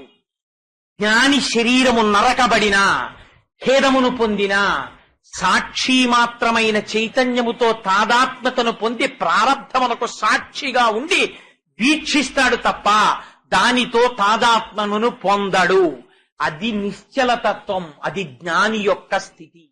దీన్ని రామకృష్ణ పరమహంస అందమైన మాటల్లో చెప్తారు. నిశ్చలతత్వం అంటే ఎలా ఉంటుందో, వాడు సత్తుని మాత్రమే ఎప్పుడు ఏరుకు చూస్తుంటాడు, అసత్తుని ఎప్పుడు వదిలేస్తుంటాడు. బ్రహ్మమొక్కటే కనబడుతుంటుంది. బ్రహ్మమొక్కటే పర బ్రహ్మమొక్కటే పర బ్రహ్మమొక్కటే తల కొట్టుకున్నారు రమణాచార్యులు వారు. నాకు అదొకటే కనబడుతోంది, ఒకటే కనబడుతోంది, ఒకటే కనబడుతోందని. ఎలా కనబడుతుంది? పరమహంస చెప్తారు, 4 చూసి నేర్చుకో. ఒక చీమగా బ్రహ్మమును తెలుసుకో, ఒక బాతుగా బ్రహ్మమును తెలుసుకో, ఒక హంసగా బ్రహ్మమును తెలుసుకో. ఎలా తెలుసుకుంటావు? ఒక చీమ ఉంది, ఇసుకని పంచదారని కలిపి అక్కడ పడాయి, పంచదార రేణువుల్ని ఏరుకు తినేస్తుంది, ఇసుకను వదిలేస్తుంది. ఒక బాతుని తీసుకెళ్లి నీటిలో వదిలేయి, తన పాదముల మధ్యలో ఉండేటటువంటి చర్మమును సాయము చేసుకుని ఆ మురికిలో వెడుతూ ఒంటి మీద ఇంత మురికి చుక్క పడితే ఇలా విదిల్చేసి తను తెల్లగా ఉండిపోతుంది. ఒక చేపలా ఉండు, నీటిలో ఉంటుంది చేప, నాచులో కెడుతుంది, మొక్కల్లో కెడుతుంది, బురదలో కెడుతుంది, తల ఎప్పుడు తల తల తల తల మెరిసిపోతుంటుంది. ఒక హంసగా ఉండు. హంస పాలని నీటిని కలిపి తెచ్చి అక్కడ పెడితే పాలు తాగుతుంది, నీరు వదిలేస్తుంది. ఇలా బ్రతకడం వస్తే సత్తుని తప్ప అసత్తుని చూడడం నీకు చేత కాకపోతే, ఒకటి తప్ప 2 చూడడం నీకు చేత కాకపోతే, నీకు ప్రపంచంలో మిత్రుడు తప్ప శత్రువు ఎక్కడున్నాడు? ఉన్నదొక్క బ్రహ్మమే. ఆ బ్రహ్మము తప్ప వేరొకటి లేదు. నువ్వు దేన్ని ద్వేషిస్తావు? ప్రపంచంలో ద్వేషించడానికి అసలు వస్తువన్నది లేదు. అది లేదా, ఆ అజ్ఞానము కాని వీడలేదా, దీనికి ఎంత వయస్సు రానివ్వండి, ఉపయోగం లేదు. ఎందుకని అంటారు మహానుభావులు, ఎంత గొప్ప మాట చెప్పారంటే దాని గురించి. చివర వృద్ధాప్యం వచ్చేస్తే అజ్ఞానపు పొర వీడకుండా శరీరం ఒక్కటే వయస్సుని కాని పొందిందా, ఎంత బాధపడిపోతాడో తెలుసా అండి చిట్ట చివర. అందులో చిట్ట చివరికి వచ్చేసేపటికి పైగా వాతాది రోగాలచే రోగములన్నీ చుట్టూ ముట్టేది వృద్ధాప్యంలోకి వచ్చేటప్పటికే పైకి పొటమరిస్తాయి. ఓపికున్న నాళ్లు పొటమరించవు. అందుకని ఆ వృద్ధాప్యం వచ్చేసరికి వాతాది రోగాలచే, వ్యర్థం వైచెడు వాక్ప్రవాహములచే, వాత్సల్య చిత్తంబుచే ఒక పక్క టైం అయిపోతోంది. తెలుసుకోవలసినది తెలుసుకోడు. ఆ వయస్సులో కూడా, అంత స్థితిలో కూడా, ఇంకా ఏ క్షణంలో పడిపోతాడో అన్నప్పుడూ కూడా ఇలా చూపించి, ఒరే నేను ఎంతటి వాడినో తెలుసా, నా పేరు నిలబెట్టాలరా అంటుంటాడు. ఇలా చూపించి, ఏమిటి వీడి పేరు నిలబెట్టేది, ఏమిటి వీడి గొప్పతనం, ఏమిటి వీడి సాధించింది తప్ప భగవానుడి ముందు శిరస్సు వంచలేని స్థితి వస్తుంది. అందుకని వ్యర్థం వైచెడు వాక్ప్రవాహములచే, వాత్సల్య చిత్తంబుచే, ఆ మనవడేదంటాడు, ఈ మనవరాలేదంటాడు, ఆ కొడుకేదంటాడు, ఈ కొడుకేదంటాడు, ఆ కోడలేదంటాడు, ఈ కోడలేదంటాడు, ఆ కొడుకు ఇంటికి ఎడతాడు, ఈ కొడుకుని చెప్పుతాడు, ఈ కొడుకు ఇంటికి ఎడతాడు, ఆ కోడల్ని తిడతాడు, ఆ కూతురు ఇంటికి ఎడతాడు, ఈ అల్లుడిని చెప్పుతాడు. ఎందుకొచ్చింది ఇదంతా? నీకు సంఘం అంతా ప్రపంచం మీద ఉండిపోయింది, ఇంకొక అవకాశం లేదు వృద్ధాప్యంలో. అందుకని వ్యర్థం వైచెడు వక్ప్రవాహములచే, వాత్సల్య చిత్తంబుచే, అర్ధధ్యానముచే, మహాభ్రమచతే, చిట్ట చివర అన్నింటికన్నా దారుణాతి దారుణం హాస్య ప్రసంగాలచే. స్వార్థంబే పరమార్థమై చెడుదురి స్వార్థ ప్రజల్ శంకర. తుదన ఏదో ఒకనాడు ఊపిరి ఆగిపోతుంది. ఏది పనికొచ్చింది నీకు ఇందులో? అది లేనివాడు సర్వకాలముల యందు ఆ బ్రహ్మాన్ని చూసుకుంటూ బ్రతికియున్నన్నాళ్ళు నీ భజన తప్పను కాని మరణకాలమునందు మరతునేము అంచకాలమునందు ఆయాసమున నిన్ను తలతునో తలపనో తలతునిపుడే నరసింహ నరసింహ నరసింహ లక్ష్మీశ దానవంతక కోటి భానుతేజ గోవింద గోవింద గోవింద సర్వేశ పన్నగాధిపశాయి పద్మనాభ మధువైరి మధువైరి మధువైరి లోకేశ నీలమేఘ శరీర నిగమ వినుత ఈ విధంబుగ నీ నామమిష్టముగను భజన సేయుచునుందు నా భావమందు భూషణ వికాస శ్రీధర్మపుర నివాస దుష్ట సంహార నరసింహ దురిత దూర అని కనీసం అంత జ్ఞానస్థాయిలో నిలబడకపోయినా కనీసం ఆ భక్తి స్థాయిలో ఒరే ఎందుకురా డుక్రుంకరని సూత్రాలు పట్టుకుని అలా వేలాడతావు, ఇప్పటికైనా భక్తితో నామం చెప్పరా అని మళ్ళీ భజ గోవిందం గోవిందం భజ ముఢమతే